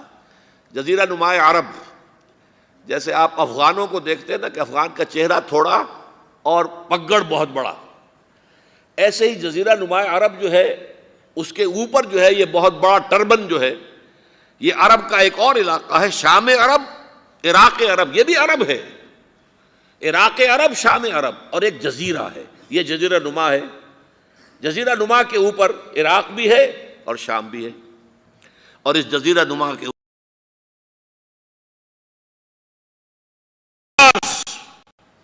دی رومن امپائر قیصر اینڈ دی ایرانین امپائر کسرا، یہ تمدن کی آخری سٹیج تھی. جبکہ حکومتیں بن گئیں، بادشاہت ہو گئی، محل بن گئے، سٹینڈنگ آرمیز ہو گئیں، لاکھوں کی تعداد میں فوجیں ہیں، ٹیکس لگ رہے ہیں. دہقان جو ہے محنت کر رہا ہے اور اس سے ٹیکس لیا جا رہا ہے. جاگیردار اپنا حصہ رکھ کر باقی بادشاہ کو پہنچاتا ہے. کرگے پر بیٹھا ہوا کوئی کپڑا بن رہا ہے، اس سے ٹیکس لیا جا رہا ہے. ان کو پیسا جا رہا ہے ظلم کی چکی کے اندر. بادشاہ عیش کر رہے ہیں، اونچے اونچے محل بنا رہے ہیں. یہ زمانہ تھا جب کہ انسانیت کے اوپر پابندیاں ایسی لگیں، انسان مجبور اور مقہور ہو کر رہ گیا. اس دور میں محمد الرسول اللہ پیدا ہوئے صلی اللہ علیہ وسلم. اب تمہارا تمدنی ارتقاء اس انتہا کو پہنچ گیا ہے. اب اجتماعیت جو ہے اس کا جو ہے دورہ ہے، انفرادیت پس گئی ہے، اس کی آزادیاں ختم ہو گئی ہیں. بادشاہ کا نظام، آپ کو معلوم ہے رومن لیجنز، وہ فوجی ہوتے تھے، ان کے غرق آہن، ذرا کوئی عوام میں بغاوت ہوتی تو کس طرح کو کچلتے تھے. ایرانی فوجی کس طریقے سے کچلتے تھے. اس وقت محمد الرسول اللہ آئے اور دین حق، ایک نظام زندگی کو مکمل کر کے عطا کیا گیا محمد الرسول اللہ کو، ہر اعتبار سے مکمل. سوشل لیول پر یہ ہدایت ہے، اور اکنامک لیول پر یہ ہدایت ہے، اور سیاسی سطح پر یہ ہدایات ہیں. ایک مکمل پولیٹیکو سوشو اکنامک سسٹم کی حیثیت سے دین کو کامل کر کے محمد کو عطا کر دیا گیا صلی اللہ علیہ وسلم. جو آیت میں آپ کو پہلے سنا چکا ہوں، الیوم اکملت لکم دینکم واتممت علیکم نعمتی ورضیت لکم الاسلام دینا. حالانکہ دین ہمیشہ سے ایک تھا. دین موسیٰ کا بھی یہی تھا، عیسیٰ کا بھی یہی تھا، ابراہیم کا بھی یہی تھا، نوح کا بھی یہی تھا. سورہ شورى میں فرمایا، آیت نمبر 13 ہے، شرع لکم من الدین ما وصى به نوحا والذی اوحینا الیک وما وصینا به ابراہیم وموسیٰ وعیسیٰ. سب کا دین ایک تھا، لیکن ابھی دین مکمل نہیں ہوا تھا. ابھی اجتماعیت جو ہے محدود تھی. ابھی انفرادیت کا بول بالا تھا، ابھی ایک نظام کا تصور نہیں تھا، ابھی کوئی پولیٹیکل سسٹم وجود میں نہیں آیا تھا، ابھی وہ اسٹینڈنگ آرمیز کے دور نہیں آئے تھے۔ وہ دور جب آ گیا تو ایک just social order, politico socio economic system based on fair play and justice, وہ ہے جو اسلام کی شکل میں دین حق کی تکمیل کر کے محمد الرسول اللہ کو عطا کیا گیا صلی اللہ علیہ وسلم۔ فداہ آباؤنا و امہاتنا الیوم اکملت لکم دینکم واتممت علیکم نعمتی ورضیت لکم الاسلام دینا۔ یہ دو مظاہر ہیں تکمیل نبوت کے، نوٹ کر لیجئے۔ نمبر ایک، ہدایت ہدن سے بڑھ کر الہدا بن گئی، کامل مکمل ہدایت قرآن میں۔ نمبر دو، دین کامل ہو گیا، الیوم اکملت لکم دینکم۔ یہ دونوں چیزیں حضور پر اپنے نقطۂ عروج کو اور کمال کو پہنچ گئیں۔ یہ لینے والا حصہ جو ہے، اللہ سے لینے والا وحی، اللہ سے لینے والا دین، یہ دونوں کی تکمیل ہو گئی محمد الرسول اللہ صلی اللہ علیہ وسلم پر۔ اگلا جو عنوان ہے وہ میں پہلے ڈیل کر چکا ہوں، ختم نبوت کے خلاف غلام احمد قادیانی کی دلیل اور اس کی تردید، کہ وحی کیسے بند ہو سکتی ہے، یہ تو ہدایت کا ذریعہ ہے، نبوت کیسے ختم ہو سکتی ہے، نبوت تو رحمت ہے، اللہ کی رحمت اور وحی ہدایت کے لیے، یہ کیسے بند ہو سکتی ہے؟ اور اگر وہ جاری ہے تو بس میں ہوں، میں دعویٰ کر رہا ہوں، مجھ پر وحی آ رہی ہے، میں اللہ کا نبی ہوں۔ اس کا جو میرا جواب تھا وہ آپ کے سامنے پہلے ہی عرض کر دیا ہے۔ اب آگے چلیے، تکمیل رسالت کے دو مظاہر،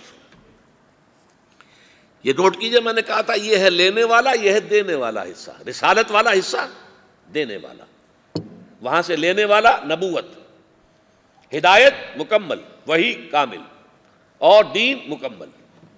اب دینے والے حصے کے بارے میں فرمایا لِيُظْهِرَهُ عَلَى الدِّينِ كُلِّهِ، تاکہ غالب کر دیں اسے کل کے کل دین پر، پورے نظام زندگی پر۔ یہ رسالت کی تکمیل ہے بئی معنی کہ ایک درجہ ہے رسالت کا تبلیغ، بہت سے نبی تبلیغ کرتے ہوئے ہی ان کی پوری زندگی گزر گئی، کہیں کوئی نظام قائم ہوا ہی نہیں۔ نظام تو صرف محمد عربی کے ہاتھوں اور آپ کے دست مبارک سے قائم ہوا ہے، حضرت ابراہیم کے ہاتھوں بھی نہیں ہوا، حضرت عیسیٰ کے ہاتھوں نہیں ہوا، حضرت موسیٰ کے ہاتھوں نہیں ہوا۔ لیکن یہ کہ تبلیغ حق ادا کر دیا، انہوں نے بات کو پہنچانے کا حق ادا کر دیا۔ لیکن ایک ہے اتمام حجت، دین حق کے ضمن میں اتمام حجت کیا ہے؟ دین کو قائم کر کے اس کی عملی شکل دنیا کے سامنے پیش کرو۔ ورنہ کتاب میں بہت اچھی باتیں لکھی جا سکتی ہیں، یہ یوں ہونا چاہیے، یہ ایسا ہونا چاہیے، یہ یوں ہونا چاہیے، اس کا یہ اصول ہونا چاہیے، بہت اعلیٰ، آپ اپنے دماغ سے کام لیجئے، اعلیٰ سے اعلیٰ باتیں لکھ دیجئے۔ لیکن جب تک آپ اسے قائم کر کے اس کا نمونہ نہ دکھائیں، یہ ثابت نہ کریں کہ یہ پریکٹیکیبل ہے، یہ نافذ کیا جا سکتا ہے، اس وقت تک ظاہر بات ہے کہ وہ حجت جو ہے اپنے درجہ اتمام کو نہیں پہنچی۔ ایک یہ بھی ہے کہ آپ کہیں بھئی یہ کام ایسے کرنا ہے، اس طرح کرنا ہے، اس طرح کرنا ہے، ایک یہ کہ آپ کر کے دکھا دیں، فرق ہے کہ نہیں؟ لِيُظْهِرَهُ عَلَى الدِّينِ كُلِّهِ، تاکہ غالب کریں اسے پورے کے پورے دین پر۔ اللہ کا دین ایک complete politico socio economic system کی حیثیت سے قائم ہو جائے۔ دیکھیے نوٹ کیجئے، میں نے پہلے بھی نام لیا تھا، سقراط کے بعد افلاطون، افلاطون کے بعد ارسطوٹل، ارسطو۔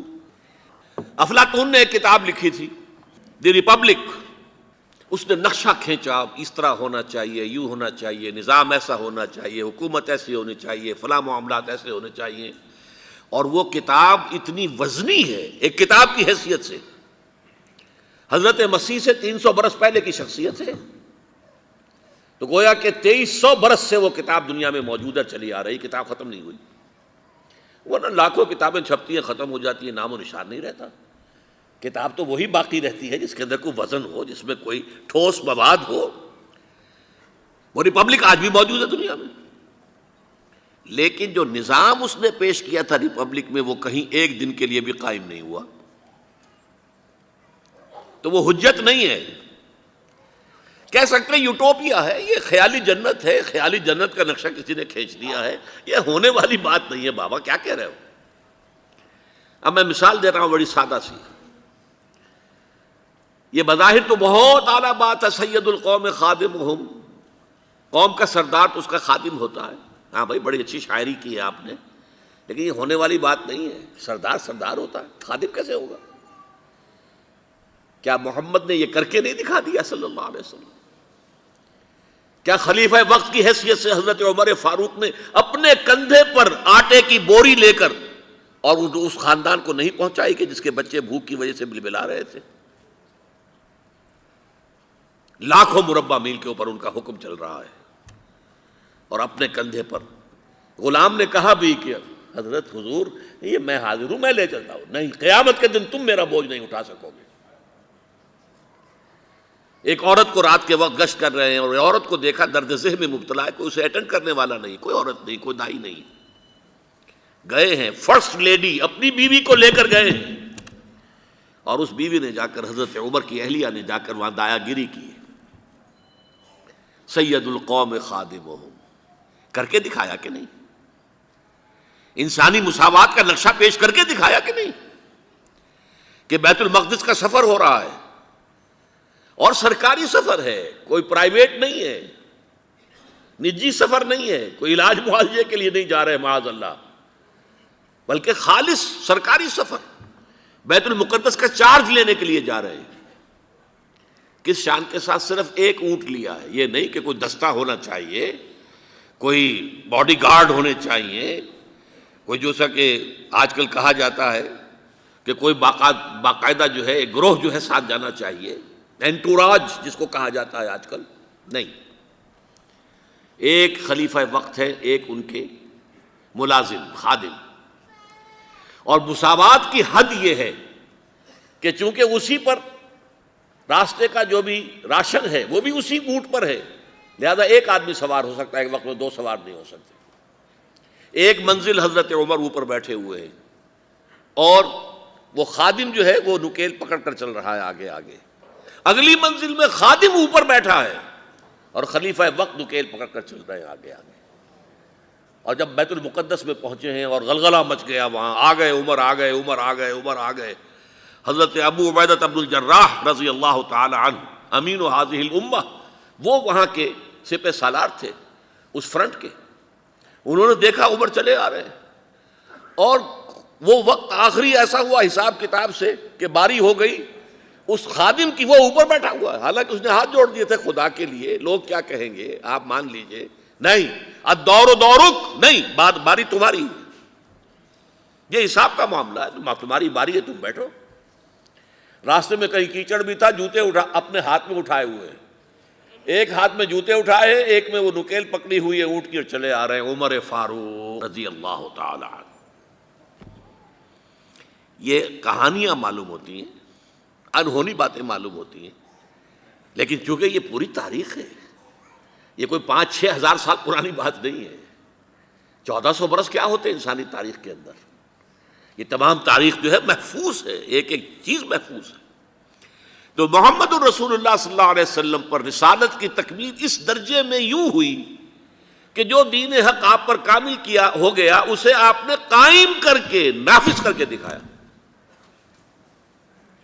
یہ ہے در حقیقت تکمیل رسالت کا مظہر اول۔ نمبر 2، یہ بہت بڑی بات ہے، بہت بڑی بات ہے، اور سیرت کا یہ حصہ اکثر و بیشتر لوگوں کے سامنے نہیں ہے۔ ہمارے ہاں میلاد کی محفلیں ہوتی ہیں، سیرت کے جلسے ہوتے ہیں، حضور کے مناقب بیان کیے جاتے ہیں، حضور کی فضیلتیں بیان ہو رہی ہیں، آپ کے گیسوؤں کی بات ہو رہی ہے، اور باتیں ہو رہی ہیں، سایہ تھا نہیں تھا اس کی باتیں ہو رہی ہیں، حالانکہ وہ irrelevant ہے۔ سیرت، اصل سیرت کیا ہے؟ حضور نے اللہ کے دین کو قائم کرنے کی جد و جہد خالص ہیومن لیول پر کی ہے، ہیومن لیول پر۔ اس میں معجزات کا عمل دخل نہ ہونے کے برابر ہے۔ تکلیفیں جھیل کر، مصائب برداشت کر کے، فاقہ جھیل کر، زخم جھیل کر، اپنا خون زمین پر گرتا ہوا دیکھ کر، 259 اپنے جانثاروں کی لاشیں دیکھ کر، یہ مراحل طے کر کے یہ کام کیا ہے. ایسا نہیں ہوا بس دعا مانگی اور بیڑا پار ہو گیا، نہیں. 3 برس شیب بنی ہاشم کے اندر نظر بند رہے ہیں. اور طائف میں جو نقشہ ہوا ہے، رسوا سر بازارے آشوق ستمگارے، اس راہ میں جو سب پہ گزرتی ہے سو گزری، تنہا پس زندہ کبھی رسوا سر بازار. طائف میں کیا ہوا ہے؟ تینوں جو بڑے سردار تھے ان سے گفتگو کی ہے، انہوں نے تو ایسے جملے کہے ہیں چبھنے والے جو کلیجے کو چیر دیں. اور پھر جب اسٹریٹ ارچنز جو ہوتے ہیں، آوارہ لوگ، آوارہ لڑکے، انہیں اشارہ کیا ذرا ان کی خبر لو، یہ نبی بنے پھرتے ہیں، نبوت کا دعویٰ کر رہے ہیں، ذرا خبر لو ان کی. اور وہ پتھراؤ کر رہے ہیں. ساتھ صرف ایک ہے، حضرت زید ابن حارثہ. وہ سامنے سے آ کر روک بنتے ہیں، ڈھال بنتے ہیں، تو وہ پیچھے سے پتھر آ رہے ہیں. وہ پیچھے کی طرف سے جاتے ہیں تو آگے سے پتھر آ رہے ہیں. جسم لہو لہان ہو گیا، جسم کا خون بہہ کر جا کر جوتیوں میں جم گیا. غشی سی تاری ہوئی ہے، تھک کر بیٹھ گئے ہیں تو 2 گنڈے آئے ہیں، ایک نے اس بغل میں ہاتھ ڈالا، ایک نے اس بغل میں ہاتھ ڈالا، اٹھو جاؤ. یہ نقشہ ہے. محمد عربی ہیں، سید المرسلین، محبوب رب العالمین، سید الاولین والآخرین. اور یہ نقشہ ہے، یہ ہے سیرت. یہ کوئی بیان نہیں کرتا، کوئی بیان نہیں کرتا. اس تکلیف کا جو پھر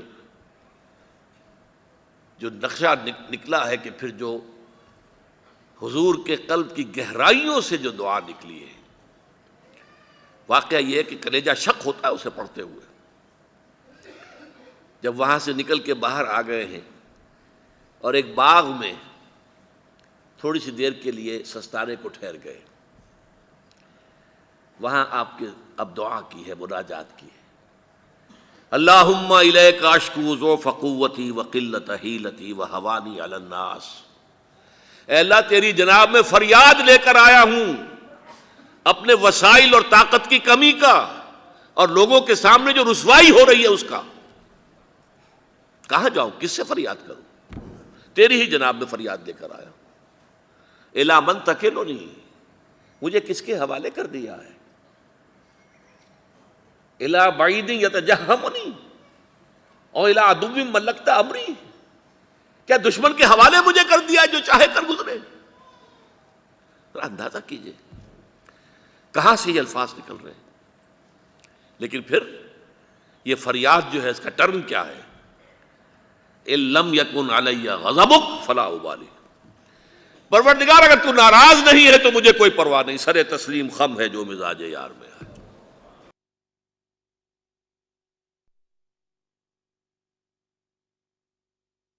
حضور کی 23 برس کی زندگی جو ہے وحی کے آغاز کے بعد سے دن رات کی مشقت اور محنت. جو نقطہ سمجھنے کا ہے وہ کیا ہے؟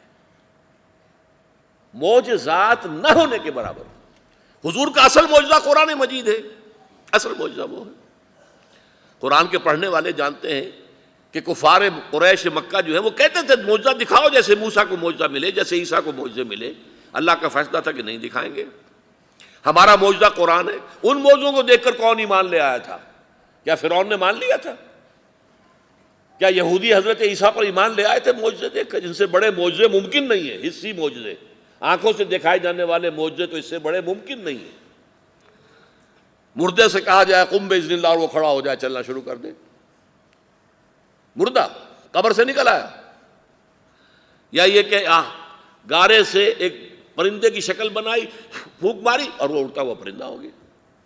احیاء موتا اور تخلیق حیات، اس سے آگے کوئی شے ہے؟ باقی یہ کہ جو مادرزاد اندھا تھا، ہاتھ پھیرا اور اس کی بینائی آ گئی، یہ تو چھوٹی چیزیں ہیں. مردہ کو زندہ کر دیا، اور کیا چاہیے آپ کو؟ تو کیا ایمان لے آئے لوگ؟ لوگوں نے کہا جادوگر ہے اور جادو کفر ہے، لہذا کافر ہو گیا، مرتد ہو گیا، واجب القتل، سولی چڑھا دو اس کو. تو اللہ تعالیٰ نے محمد کے بارے میں طے کیا کہ وہ معجزے نہیں دکھائے جائیں گے. ہدایت کا طالب کوئی ہے تو قرآن موجود ہے، معجزہ ہے سب سے بڑا، اور ہدایت کا طالب نہیں ہے تو بڑے سے بڑا معجزہ دکھا دو، ایمان تو نہیں لاتے۔ لیکن اس میں خاص طور پر نوٹ کیجئے، جب بنی اسرائیل کو بھوک لگی تھی اور کھانے کو کچھ نہیں تھا تو من و سلوہ نازل ہوئے تھے کہ نہیں؟ جیش العسرہ، سفر تبوک، بھوک کا یہ حال اور رسد کی کمی کا یہ حال کہ تین مجاہدین کا 24 گھنٹے کا راشن ایک کھجور۔ پہلے ایک شخص نے منہ میں رکھا، چوس لیا، پھر دوسرے کو دے دیا، اس نے چوس لیا، کچھ گلوکوز مل گئی، کچھ انرجی مل گئی، اللہ اللہ خیر صلی اللہ، پھر تیسرے کو دے دیا۔ 3 آدمیوں کے لیے 24 گھنٹے کا راشن ایک کھجور۔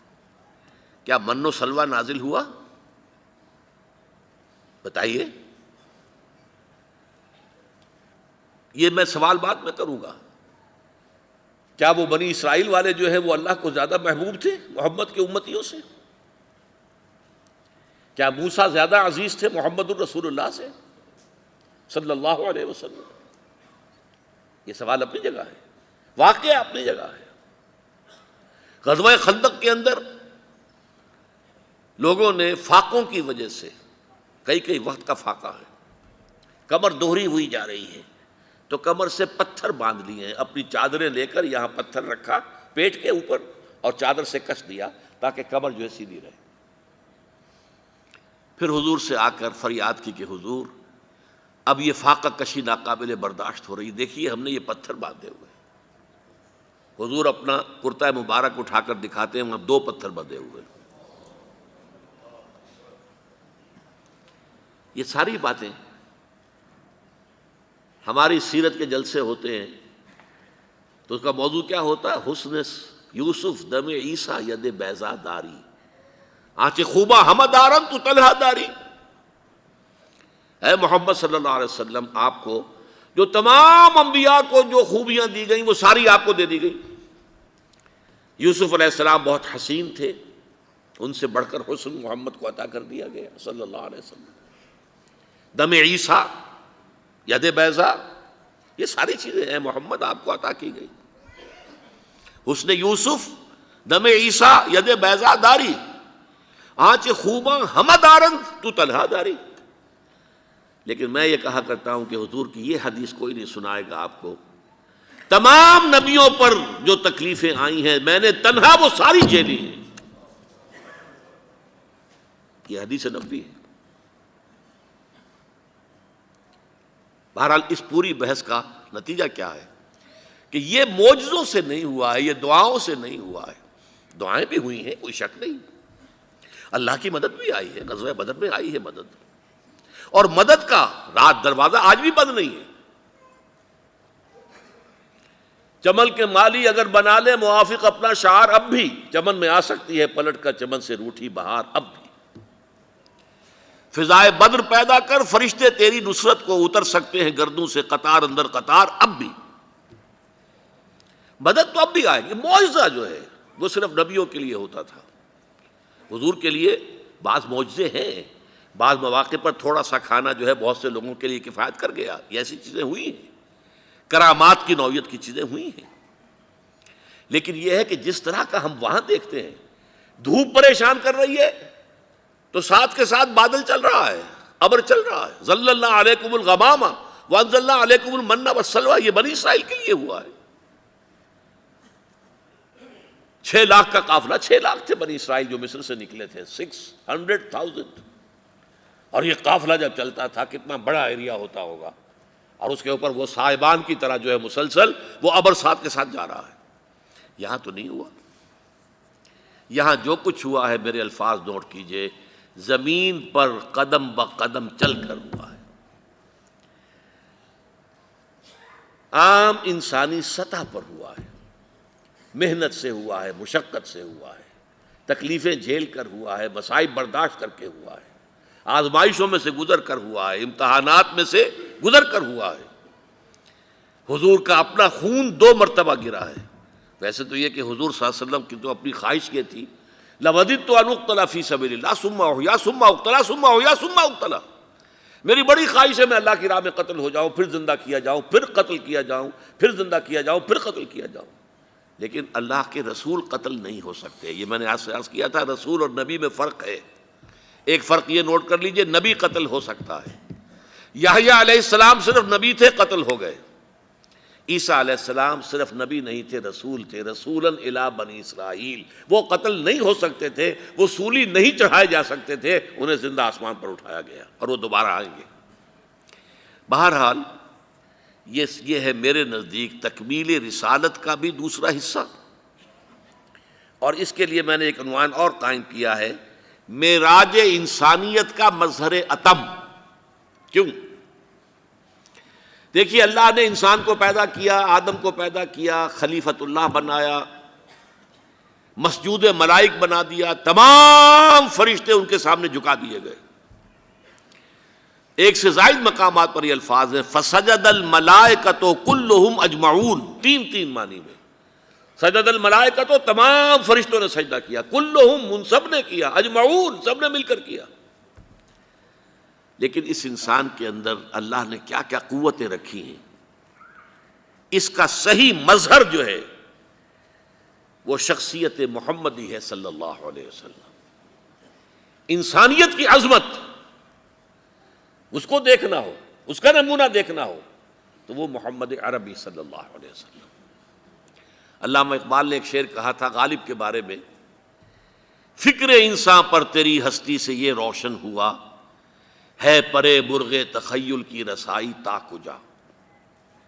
اے غالب، تیری شخصیت کی وجہ سے انسان کی سوچ پر یہ بات کھلی کہ انسان کا تخیل جو ہے کہاں تک جا سکتا ہے۔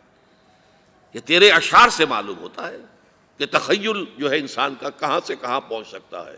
فکر انسان پر تیری ہستی سے یہ روشن ہوا، ہے پرے مرغ تخیل کی رسائی تا کجا۔ میں کہتا ہوں کہ محمد الرسول اللہ کے ذریعے سے صلی اللہ علیہ وسلم یہ بات واضح ہوئی کہ انسان میں اللہ تعالیٰ نے کتنی طاقت رکھی، اس کا ظہور، اس کا مظہر اتم محمد الرسول اللہ صلی اللہ علیہ وسلم میں معراج انسانیت۔ اگلا عنوان ہے تکمیل رسالت کا منطقی نتیجہ۔ تکمیل رسالت کا ایک مظہر یہ ہے، نوٹ کیجئے، آپ سے پہلے جتنے رسول آئے وہ صاف کسی علاقے کے لیے آئے، کسی قوم کے لیے آئے، کسی شہر کے لیے آئے، پوری نوع انسانی کے لیے کوئی رسول مبعوث نہیں ہوا۔ واحد رسول ہیں اللہ کے محمد صلی اللہ علیہ وسلم، جن کی بعثت ہے پوری نوع انسانی کے لیے۔ اس کو اچھی طرح سمجھ لیجئے، اس میں کچھ شک ہو سکتا ہے تھوڑا سا، کیونکہ قرآن مجید میں حضرت ہود کے بارے میں تو ہے، قوم عاد کے لیے بھیجے گئے، وَإِلَىٰ عَادٍ أَخَاهُمْ هُودًا۔ حضرت صالح قوم سمود کی طرف بھیجے گئے، وَإِلَىٰ ثَمُودَ أَخَاهُمْ صَالِحًا وَإِلَىٰ مَدْيَنَ أَخَاهُمْ شُعَيْبًا۔ ٹھیک ہے، لیکن حضرت عیسیٰ کے بارے میں اشکال پیدا ہو سکتا ہے۔ حضرت عیسیٰ کے ماننے والے اس وقت پوری دنیا میں ہیں، ساری نسلوں کے لوگ ہیں۔ فار ایسٹ میں چلے جائیے، عیسائیت موجود ہے۔ آپ وہ جو تاریک کہلاتا ہے بلیک کانٹیننٹ افریقہ، اس کے گھنے ترین جنگلات میں کانگو کے طاس میں پہنچ جائیے، وہاں آپ کو عیسائی مل جائے گا۔ اس میں کوئی شک نہیں کہ عیسائی مشنریز نے تبلیغ کے ضمن میں جو کارنامے کیے ہیں، جہاں جہاں پہنچایا ہے، عام انسان کا وہاں پہنچنا آسان کام نہیں ہے۔ کانگو کا طاس ہو، امیزن کا طاس ہو، کہاں نہیں پہنچی۔ آپ کے ملک میں جیکب آباد میں بیٹھے ہوئے، کتنی گرمی، شدید گرمی، جاتے ہوئے گھبراتے ہیں ہم بھی وہاں پر، لیکن وہاں انہوں نے اپنے مشن قائم کیے۔ تو اس سے شک ہوتا ہے کہ شاید حضرت مسیح علیہ السلام ان کی بعثت پوری نوع انسانی کی طرف ہو۔ لیکن اس نقطے کو سمجھ لیجئے، اور یہ عقلی اعتبار سے، منطقی اعتبار سے، اور نص کے اعتبار سے، منصوص منقول ہونے کے اعتبار سے، حضرت عیسیٰ کی بعثت صرف بنی اسرائیل کے لیے تھی۔ قرآن مجید میں سورہ آل عمران میں کہا گیا رسولاً الی بنی اسرائیل، وہ رسول تھے بنی اسرائیل کی طرف۔ قرآن کی تو نص قطعی ہو گئی۔ خود انجیل میں موجود ہے، حضرت مسیح فرماتے ہیں میں صرف اسرائیل کے گھرانے کی کھوئی ہوئی بھیڑوں کی تلاش میں آیا ہوں، انجیل میں موجود ہے۔ اس سے بھی زیادہ کلیئر بات، جب آپ نے اپنے 12 حواریین کو بھیجا ہے، جاؤ اب جو چیز تمہیں مجھ سے ملی ہے اب تقسیم کرو، لوگوں میں پہنچاؤ، تبلیغ کرو، لیکن فرما دیا تھا جینٹائلز میں تبلیغ نہیں کرنی ہے تمہیں۔ یہ گوئمز اور جینٹائلز یہ اصطلاح ہے یہود کی، کہ یہودی سمجھتے ہیں کہ پورے انسان تو صرف ہم ہیں یہودی، باقی جو انسان ہیں مختلف نسلوں کے یہ انسان نما حیوان ہیں، شکلیں ان کی انسانوں کی سی ہیں، حقیقت میں یہ حیوان ہیں۔ جینٹائلز اینڈ گوئمز یہ دو اصطلاحات ہیں ان کی، لیکن جینٹائلز کو تبلیغ کرنے سے حضرت مسیح نے روکا، یہ بھی انجیل میں موجود ہے۔ بلکہ اس میں جو الفاظ انجیل میں ہیں وہ تو میں سمجھتا ہوں کہ حضرت مسیح کے الفاظ نہیں ہو سکتے، اس میں یقیناً جو ہے کہیں کسی اور نے نمک مرچ ملا دیا ہے۔ الفاظ یہ ہیں کہ کوئی شخص بھی اپنے بچوں کے حصے کی روٹی کتے کے آگے نہیں ڈالتا۔ یہ الفاظ جو ہیں میرے نزدیک حضرت مسیح کے نہیں ہو سکتے، واللہ اعلم۔ لیکن یہ ثابت ہے قرآن سے بھی، رسولا الی بنی اسرائیل، اور انجیل سے بھی کہ آپ کی بعثت تھی میں صرف اسرائیل کے گھرانے کی کھوئی ہوئی بھیڑوں کی تلاش میں آیا ہوں۔ یہ اصل میں سینٹ پال تھا۔ جیسے ہمارے ہاں عبداللہ ابن سبا یہودی، اسلام کا شدید دشمن، لیکن پھر ایک موقع پر اسلام کا لبادہ اوڑھ کر آ گیا اور اس نے مسلمانوں کے اندر رخنہ پیدا کیا، بنو امیہ اور بنو ہاشم کی پرانی چپقلش کو زندہ کیا، اور کہا کہ وسیع جو ہے اللہ کے رسول کے وہ تو علی ہے، خلافت ان کا حق ہے، یہ عثمان جو بیٹھا یہ غاصب ہے، غاصب، اور ابو بکر بھی غاصب تھا اور عمر بھی غاصب تھا رضی اللہ تعالیٰ عنہ اجمعین، نقل کفر نہ باشد۔ بہرحال اسی کے نتیجے میں حضرت عثمان کی شہادت ہوئی، پھر 4.5 برس تک مسلمان آپس میں لڑے، 1,00,000 مسلمان حضرت علی رضی اللہ تعالیٰ عنہ کے عہد خلافت کے دوران 4.5 سال میں 1,00,000 مسلمان ایک دوسرے کی تلواروں اور نیزوں سے ختم ہوئے۔ تو وہ جو سیلاب چل رہا تھا اسلام کا، تھمتا نہ تھا کسی سے سیل رواں ہمارا، جو اسلام کا ایڈوانس چل رہا تھا رائٹ اور لیفٹ دونوں طرف، وہ رک گیا انٹرنل سیبوٹاج کے نظریے میں، ورنہ اسی وقت پوری دنیا میں بول بالا ہو چکا ہوتا اللہ کے دین کا۔ اسی طریقے سے سینٹ پال جو ہے، سینٹ، اب چونکہ سینٹ کہا جاتا ہے میں بھی وہی لفظ استعمال کر رہا ہوں، وہ جب تک حضرت مسیح موجود رہے دنیا میں شدید ترین مخالف تھا۔ جب حضرت مسیح کو اللہ نے اٹھا لیا، اب وہ لبادہ اوڑھ کر کے مجھے مکاشفہ ہوا ہے، مسیح سے ملاقات ہوئی ہے اور مسیح پر میں اب ایمان لے آیا ہوں، اور مسیح نے مجھے یہ حکم دیا ہے اور یہ مقام عطا کیا ہے، پھر وہ ان کا سب سے بڑا لیڈر بن گیا، اور اس نے جو تبدیلیاں کی ہیں حضرت مسیح کے دین کو ختم کر دیا۔ عبداللہ ابن سبا بھی ختم کر دیتا ہمارے دین کو، لیکن یہ دین آخری تھا، اللہ نے اس کی حفاظت کی ہے، لیکن اس سینٹ پال نے حضرت مسیح کے دین کو ختم کر دیا، توحید کو تثلیث سے بدل دیا۔ یہ سینٹ پال نے کیا ہے۔ حضرت مسیح کے کسی قول کے اندر جو ہے تثلیث موجود نہیں ہے۔ چاروں اناجیل آپ پڑھ جائیے، اناجیل اربعہ، متی کی ہو یا جون کی ہو، کوئی بھی ہو، کہیں نہیں ہے آپ کو کوئی جملہ ملے گا تثلیث کا۔ یہ سینٹ پال کی جو ہے ایجاد ہے۔ نمبر 2، شریعت ساقط۔ حضرت مسیح یہ کہہ کر گئے تھے کہ جو موسیٰ کی شریعت ہے وہ تم پر بھی لاگو رہے گی، نافذ رہے گی۔ انہوں نے کہا نہیں، شریعت موسوی ساقط۔ اور نمبر 3، اس کی تبلیغ کا دائرہ جینٹائلز میں، نان جیوز کے اندر اس کا دائرہ وسیع کیا ہے، ورنہ ازرو قرآن، ازرو انجیل، حضرت مسیح کے اپنے قول کے مطابق حضرت مسیح کی بعثت بھی رسولاً الی بنی اسرائیل تھی۔ پہلے اور آخری رسول ہیں محمد صلی اللہ علیہ وسلم، جن کی بعثت ہوئی ہے پوری نوع انسانی کے لیے۔ میں نے وہ آپ کو آیات شروع میں سنائی تھی۔ یہ مضمون قرآن مجید میں 5 مرتبہ آیا ہے، لیکن مختلف الفاظ میں آیا۔ سب سے کلیئر جو ہے سورہ سبا کی آیت ہے، وما ارسلناک الا کافۃ للناس بشیرا ونذیرا، اے محمد صلی اللہ علیہ وسلم، ہم نے آپ کو نہیں بھیجا ہے مگر تمام انسانوں کے لیے بشیر اور نذیر بنا کر، تمام انسانوں کے لیے، کافۃ للناس بشیرا ونذیرا، وما ارسلناک الا رحمۃ للعالمین، آپ کسی ایک قوم ایک علاقے کے لیے نہیں، تمام جہان والوں کے لیے رحمت بن کر آئے۔ نبوت ہمیشہ سے رحمت ہے، رسالت ہمیشہ سے رحمت ہے، لیکن آپ پر آ کر یہ رحمت للعالمین بن گئی ہے، تمام جہانوں کے لیے۔ یہ تکمیل رسالت کا ایک مظہر ہے۔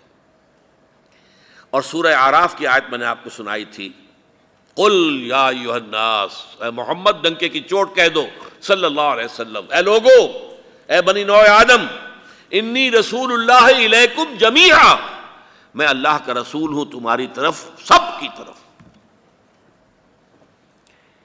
اب آ رہی ہے مقطع میں آپ پڑھی ہے سخن گسترانہ بات، ختم رسالت کا یہ پہلو، یہ مظہر تاحال تشنہ تکمیل ہے۔ سمجھ رہے میری بات؟ اللہ نے بھیجا محمد کو غلبہ دین کے لیے، لِیُظْہِرَهُ عَلَى الدِّینِ کُلِّهِ، دین کو غالب کر دے تمام ادیان پر، اور بھیجا پوری نوع انسانی کے لیے۔ ان دونوں کو جوڑیے، صغرا کبرا ملا دیجئے، تو بعثت محمدی کا مقصد، تکمیل رسالت کا آخری مرحلہ وہ ہوگا جبکہ کل نوع انسانی پر اللہ کا دین غالب آ جائے۔ جب تک یہ نہیں ہوتا، علامہ اقبال نے جواب شکوہ میں جو بات کہی بڑی پیاری ہے، وقت فرصت ہے کہاں، کام ابھی باقی ہے، نور توحید کا اتمام ابھی باقی ہے۔ یہ تو کام ابھی نہیں ہوا، پوری نوع انسانی تک تو دین نہیں پہنچا، پوری نوع انسانیت پر اللہ کے دین کا غلبہ نہیں ہوا۔ لیکن نوٹ کر لیجئے، یہ ہو کر رہنا ہے۔ حضور نے خبریں دی ہیں اپنے زمانے سے لے کر تا قیام قیامت، 5 ادوار۔ پہلا دور، دور نبوت، دوسرا خلافت علی منہاج النبوہ، خلافت راشدہ، تیسرا دور ظالمانہ ملوکیت، چوتھا دور غلامی والی ملوکیت، پانچواں دور پھر خلافت علی منہاج النبوہ۔ نوع انسانی اس 5ویں دور کی دہلیز تک پہنچی ہوئی ہے۔ یہ دور آیا چاہتا ہے، زیادہ دور نہیں ہے۔ پھر آپ نے خبر دی، حضرت ثوبان فرماتے ہیں، اور یہ مسلم شریف کی روایت، حضور ارشاد فرماتے ہیں صلی اللہ علیہ وسلم، ان اللہ زوالی الارض، اللہ نے میرے لیے کل زمین کو لپیٹ دیا یا سکیڑ دیا، فرائے تو مشارقہا و مغاربہا، تو میں نے اس کے سارے مشرق دیکھ لیے، سارے مغرب دیکھ لیے۔ وَإِنَّ أُمَّتِي سَيَبْلُغُ مُلْكُهَا مَا زُوِّيَ لِي مِنْهَا، اور سن رکھو، میری امت کی حکومت ان تمام علاقوں پر قائم ہو کر رہے گی جو زمین کو سکیڑ کر اور لپیٹ کر مجھے دکھا دیے گئے۔ کوئی شک ہے؟ کیسے ہو سکتا ہے دنیا ختم ہو جائے اور محمد پر تکمیل رسالت کا یہ مظہر پورا نہ ہو کہ کل روئے ارضی پر محمد کا لایا ہوا دین، دین الحق، اسی طرح غالب ہو جائے جیسے ان کے دست مبارک سے صلی اللہ علیہ وسلم، وفداہ آباؤنا و امہاتنا، جیسے آپ کے دست مبارک سے جزیرہ نما عرب میں دین غالب ہوا۔ جاء الحق وزهق الباطل، تکلیفیں جھیلی، مصیبتیں جھیلی، برداشت کی، جانیں دی، قربانیاں دی، سینکڑوں صحابہ نے جانوں کا نذرانہ پیش کیا، حضرت حمزہ جیسے بھی ان میں ہیں، ایک ایک صحابی ہم جیسے لاکھوں کی جانوں سے بڑھ کر اس کی جان قیمتی ہے۔ حضرت حمزہ جو ہیں ان کی جان کا تو ہم کیا قیمت اندازہ لگائیں گے۔ یہ جانیں گئی ہیں تب دین آیا ہے، دین غالب ہوا، لیکن ہونا ہے، ورنہ محمد الرسول اللہ پر تکمیل رسالت کا تقاضا پورا نہیں ہوگا۔ کیسے ممکن ہے کہ دنیا ختم ہو جائے اور حضور پر تکمیل رسالت کا یہ تقاضا کہ کل روئے ارضی پر آپ کا لایا ہوا دین نافذ ہو جائے اور یہ پورا نہ ہو۔ ایک اور حدیث جو مقداد بن الاسود سے ہے رضی اللہ تعالی عنہ، اس میں حضور کے الفاظ یہ ہیں، لا يبقى على الارض بیت وبر ولا مدر الا ادخل اللہ کلمۃ الاسلام، اس روئے ارضی پر کوئی ایک گھر بھی نہیں بچے گا، نہ اینٹ گارے کا بنا ہوا نہ ہی کمبلوں کا بنا ہوا کوئی خیمہ بچے گا جس میں اللہ کلمہ اسلام کو داخل نہ کر دے۔ یہ ہوگا، یہ ہو کر رہنا، اور اسی وقت ہے کہ واقعتاً حضور کی ختم نبوت، ختم رسالت بمانی تکمیل رسالت و تکمیل نبوت، اس کا بتمام و کمال ظہور اسی وقت ہوگا۔ علامہ اقبال نے نبی اکرم صلی اللہ علیہ وسلم کی احادیث کو بھی، اس کے مضامین کو بھی اپنے اشعار میں پیش کیا ہے، جیسے کہ قرآن مجید سے بے شمار اپنے اشعار کے اندر استشہاد کیا ہے۔ چنانچہ یہ چیزیں بھی کہ یہ دور آ کر رہے گا، آسماں ہوگا سحر کے نور سے آئینہ پوش، اور ظلمت رات کی سیما پا ہو جائے گی، پھر دلوں کو یاد آ جائے گا پیغام سجود، پھر جمی خاک حرم سے آشنا ہو جائے گی، آنکھ جو کچھ دیکھتی ہے لب پہ آ سکتا نہیں، میں بے حیرت ہوں کہ دنیا کیا سے کیا ہو جائے گی، شب گریزاں ہوگی آخر جلوہ خورشید سے، یہ چمن معمور ہوگا نغمہ توحید سے، کل روئے ارضی پر لا الہ الا اللہ ان الحکم الا للہ، حکومت حاکمیت کا حق سوائے اللہ کے کسی کو نہیں۔ یہ نظام جو ہے پولیٹیکو سوشو اکنامک سسٹم پوری دنیا میں قائم ہوگا۔ دیکھیے یہ کام پہلے جب ہوا تھا حضور کے دست مبارک سے جزیرہ نما عرب میں دین کا غلبہ ہو گیا، پھر آپ کے بعد اس کی ایکسٹینشن ہوئی ہے، فوجیں نکلی ہیں مشرق اور مغرب، مشرق میں عراق سے ہو کر ایران، پھر یہ پورا ملک جو اس زمانے کا خراسان تھا چین تک بات پہنچ گئی، مغرب میں شام، اور شام سے ہو کر سینائی پیننسولا سے مصر اور لیبیا، ہوتے ہوتے ہوتے ہوتے اٹلانٹک اوشن تک بات پہنچ گئی، کہاں سے کہاں تک، از کجا تا بے کجا۔ وہ تو جیسا کہ میں نے عرض کیا، فتنہ جو تھا سبائی فتنہ، اس نے انٹرنل سیبوٹاج کیا، آپس میں بھڑا دیا مسلمانوں کو، قوت ٹوٹ گئی، جیسے کہیں اونچائی پر ٹرک چڑھ رہا ہو اور کہیں موشن ٹوٹ جائے، تو موشن ٹوٹنے کے بعد جو ہے وہ ڈرائیور گھبراتا ہے، یہ موشن ٹوٹ گیا، تھمتا نہ تھا کسی سے سیل رواں ہمارا، وہ سیل رواں ہمارا تھم گیا، اور ریورسل شروع ہو گیا۔ اب بھی یہی ہوگا، کسی ایک خطے میں اللہ کا وہ نظام خلافت علی منہاج النبوہ قائم ہوگا۔ جہاں تو اس بات کا تعلق ہے کہ ایسا ہونا ہے، یہ یقینی ہے، اس میں کسی شک و شبے کی گنجائش ہے ہی نہیں۔ کب ہوگا یہ ہم نہیں کہہ سکتے، کتنی قربانیاں دے کر ہوگا یہ ہم نہیں کہہ سکتے، ابھی کتنے اپس اینڈ ڈاؤنز آ جائیں گے یہ ہم نہیں کہہ سکتے۔ اسی طریقے سے کچھ اشارات ہیں کہ یہ خطہ آپ کا، یہ پاکستان اور اس سے ملحق سرزمین افغانستان، یہاں سے آغاز ہوگا۔ اب اگرچہ موجودہ حالات بڑے تباہ کن ہیں، افسوسناک ہیں، ریورس گیئر لگ گیا ہے، طالبان کے بارے میں ریورس گیئر لگا، جہاد کشمیر پر ریورس گیئر لگ گیا۔ اب اللہ نہ کرے، لیکن یہ کہ بش صاحب نے حکم دے دیا ہے اپنے جو کارکن ہیں انہیں، سیکرٹ ایجنسی کے لوگوں کو، کہ ایسی تیاری مکمل کر لو کہ اگر ذرا بھی اندیشہ ہو کہ پاکستان کے جو ایٹمی صلاحیتیں ہیں ان تک جو ہے یہ فنڈامنٹلز کی رسائی ہو سکتی ہے تو فوراً قبضہ کر لیں۔ اس کا بھی ہو گیا۔ اب سود کے بارے میں جو ہماری پیش رفت ہوئی تھی اس پر بھی ریورس گیئر لگ گیا، وہ فیصلہ ابھی اناؤنس تو نہیں ہوا لیکن معلوم ہے کہ کیا فیصلہ ہے، کون نہیں جانتا کہ کیا ہے۔ تو حالات بڑے نامساعد ہیں، ناموافق ہیں، لیکن اور بھی دور فلک ہیں ابھی آنے والے۔ ناز اتنا نہ کریں ہم کو ستانے والے، جو تھا نہیں ہے، جو ہے نہ ہوگا، یہی ایک حرف محرمانہ۔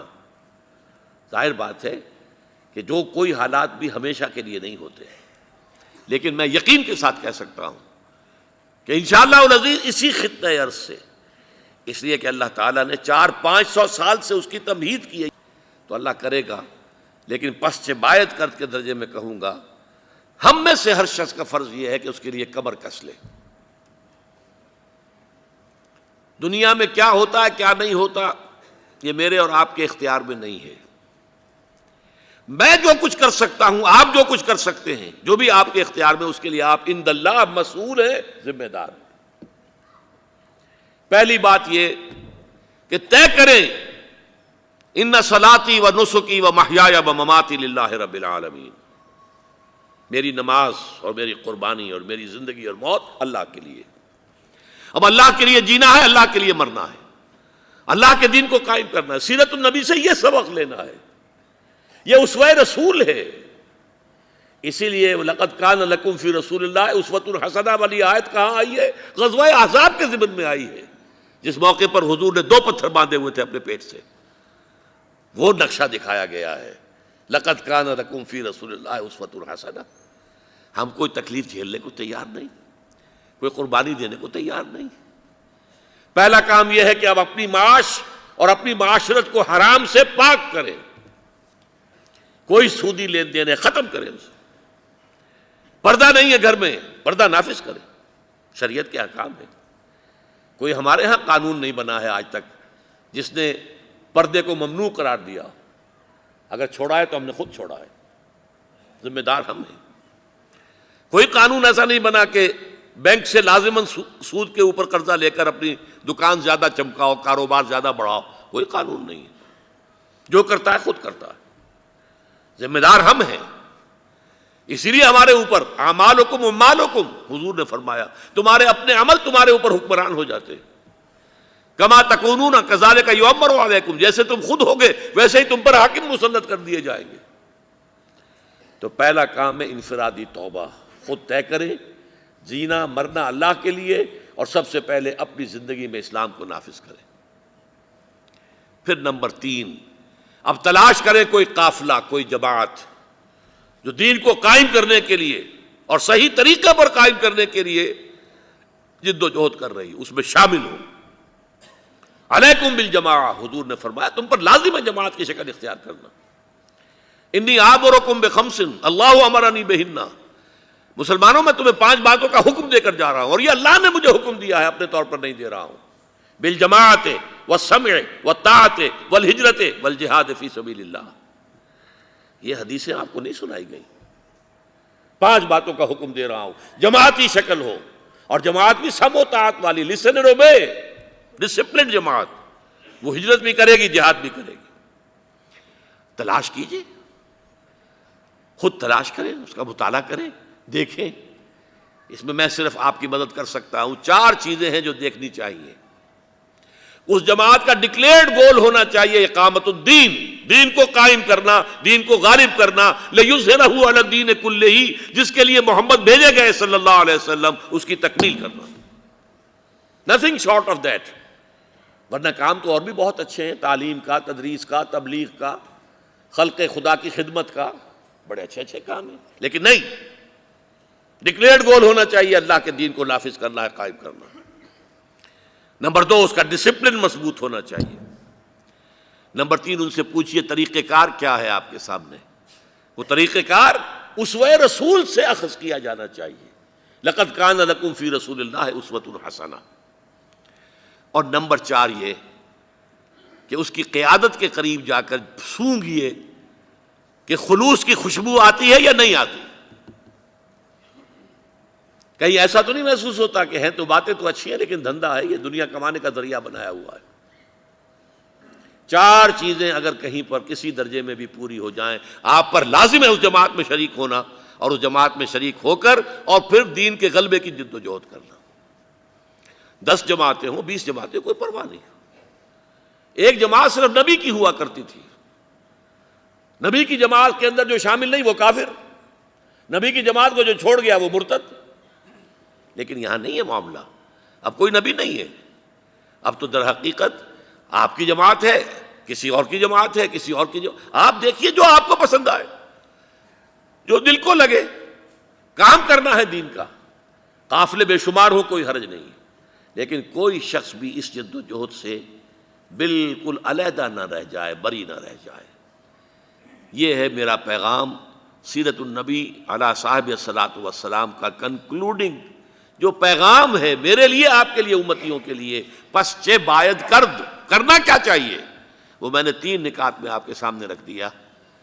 پہلے طے کریں ان صلاتی و نسکی و محیایا و مماتی للہ رب العالمین، پھر اپنی معاش اور معاشرت میں سے غیر اسلامی چیزیں، حرام چیزیں نکال کے پاک کریں اپنی معاشرت کو اور معیشت کو، پھر یہ کہ کسی جماعت کے ساتھ منسلک ہو کر اور ایک جماعت کی شکل میں منظم ہو کر جد و جہد کریں کہ یہاں پہ اسلامی انقلاب آئے۔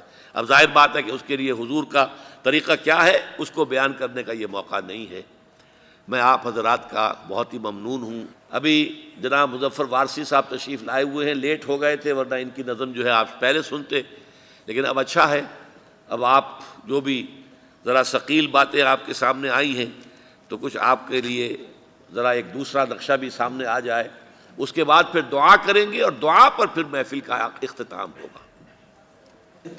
معذرت خواہ ہوں کہ تاخیر سے پہنچا اور ڈاکٹر صاحب کا خطاب شروع ہو چکا تھا، میری نظم پہلے ہونا تھی اس سے، اب وہ کوئی مناسب نہیں لگتا کہ میں نظم پیش کروں۔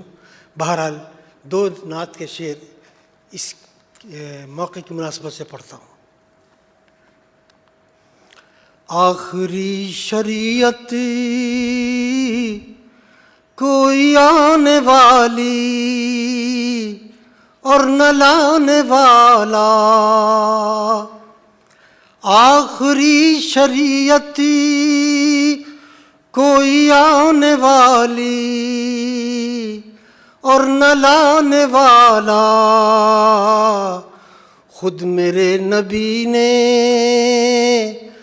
بات یہ بتا دی، لا نبی آبادی،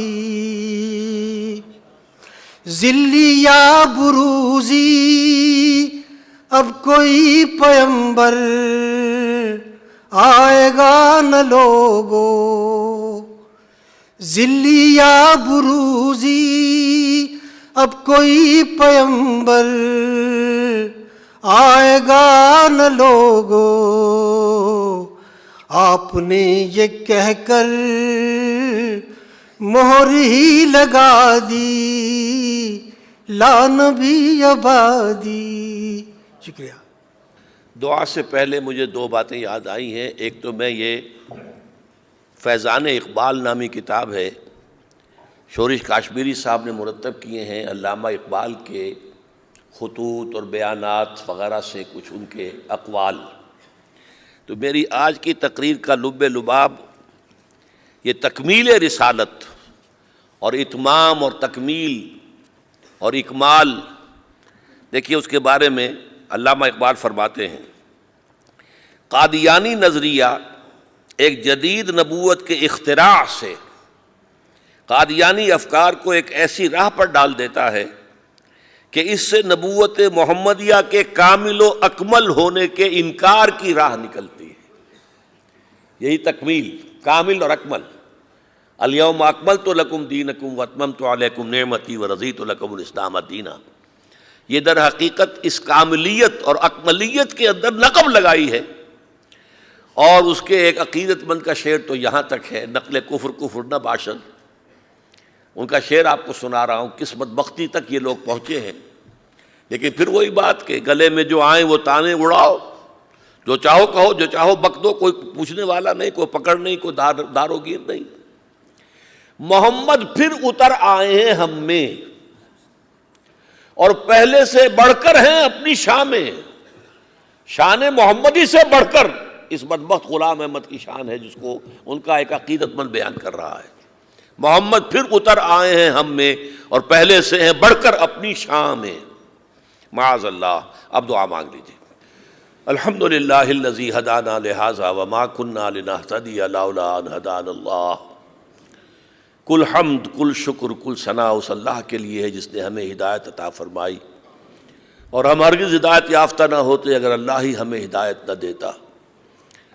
اللہم صلی علی عبدک و نبیک و رسولک و حبیبک محمد وبارک وسلم وصلی وسلم وبارک علی جمیع الانبیاء والمرسلین وعلی ملائکتک المقربین وعلی عبادک الصالحین وعلینا معہم یا ارحم الراحمین۔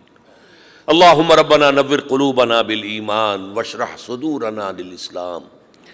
اللہم وفقنا لما تحب و ترضی، اے اللہ ہمیں ہر اس کام کی توفیق عطا فرما جو تجھے پسند ہے، جس سے تو راضی ہوتا ہے۔ اللہم انصر من نصر دین محمد صلی اللہ علیہ وسلم واجعلنا منہم، واخذل من اعرض عن دین محمد صلی اللہ علیہ وسلم ولا تجعلنا معهم۔ اللہم وفقنا ان نقیم نظام الخلافت علی منہاج النبوۃ فی پاکستان اولا وفی کل العالم آخرا۔ اللہم اغفر لنا ولآبائنا ولأمہاتنا ولجمیع المؤمنین والمؤمنات والمسلمین والمسلمات الاحیاء منہم والاموات انک سمیع مجیب الدعوات۔ وصلی اللہ تعالی علی خیر خلقہ محمد وآلہ واصحابہ اجمعین برحمتک یا ارحم الراحمین۔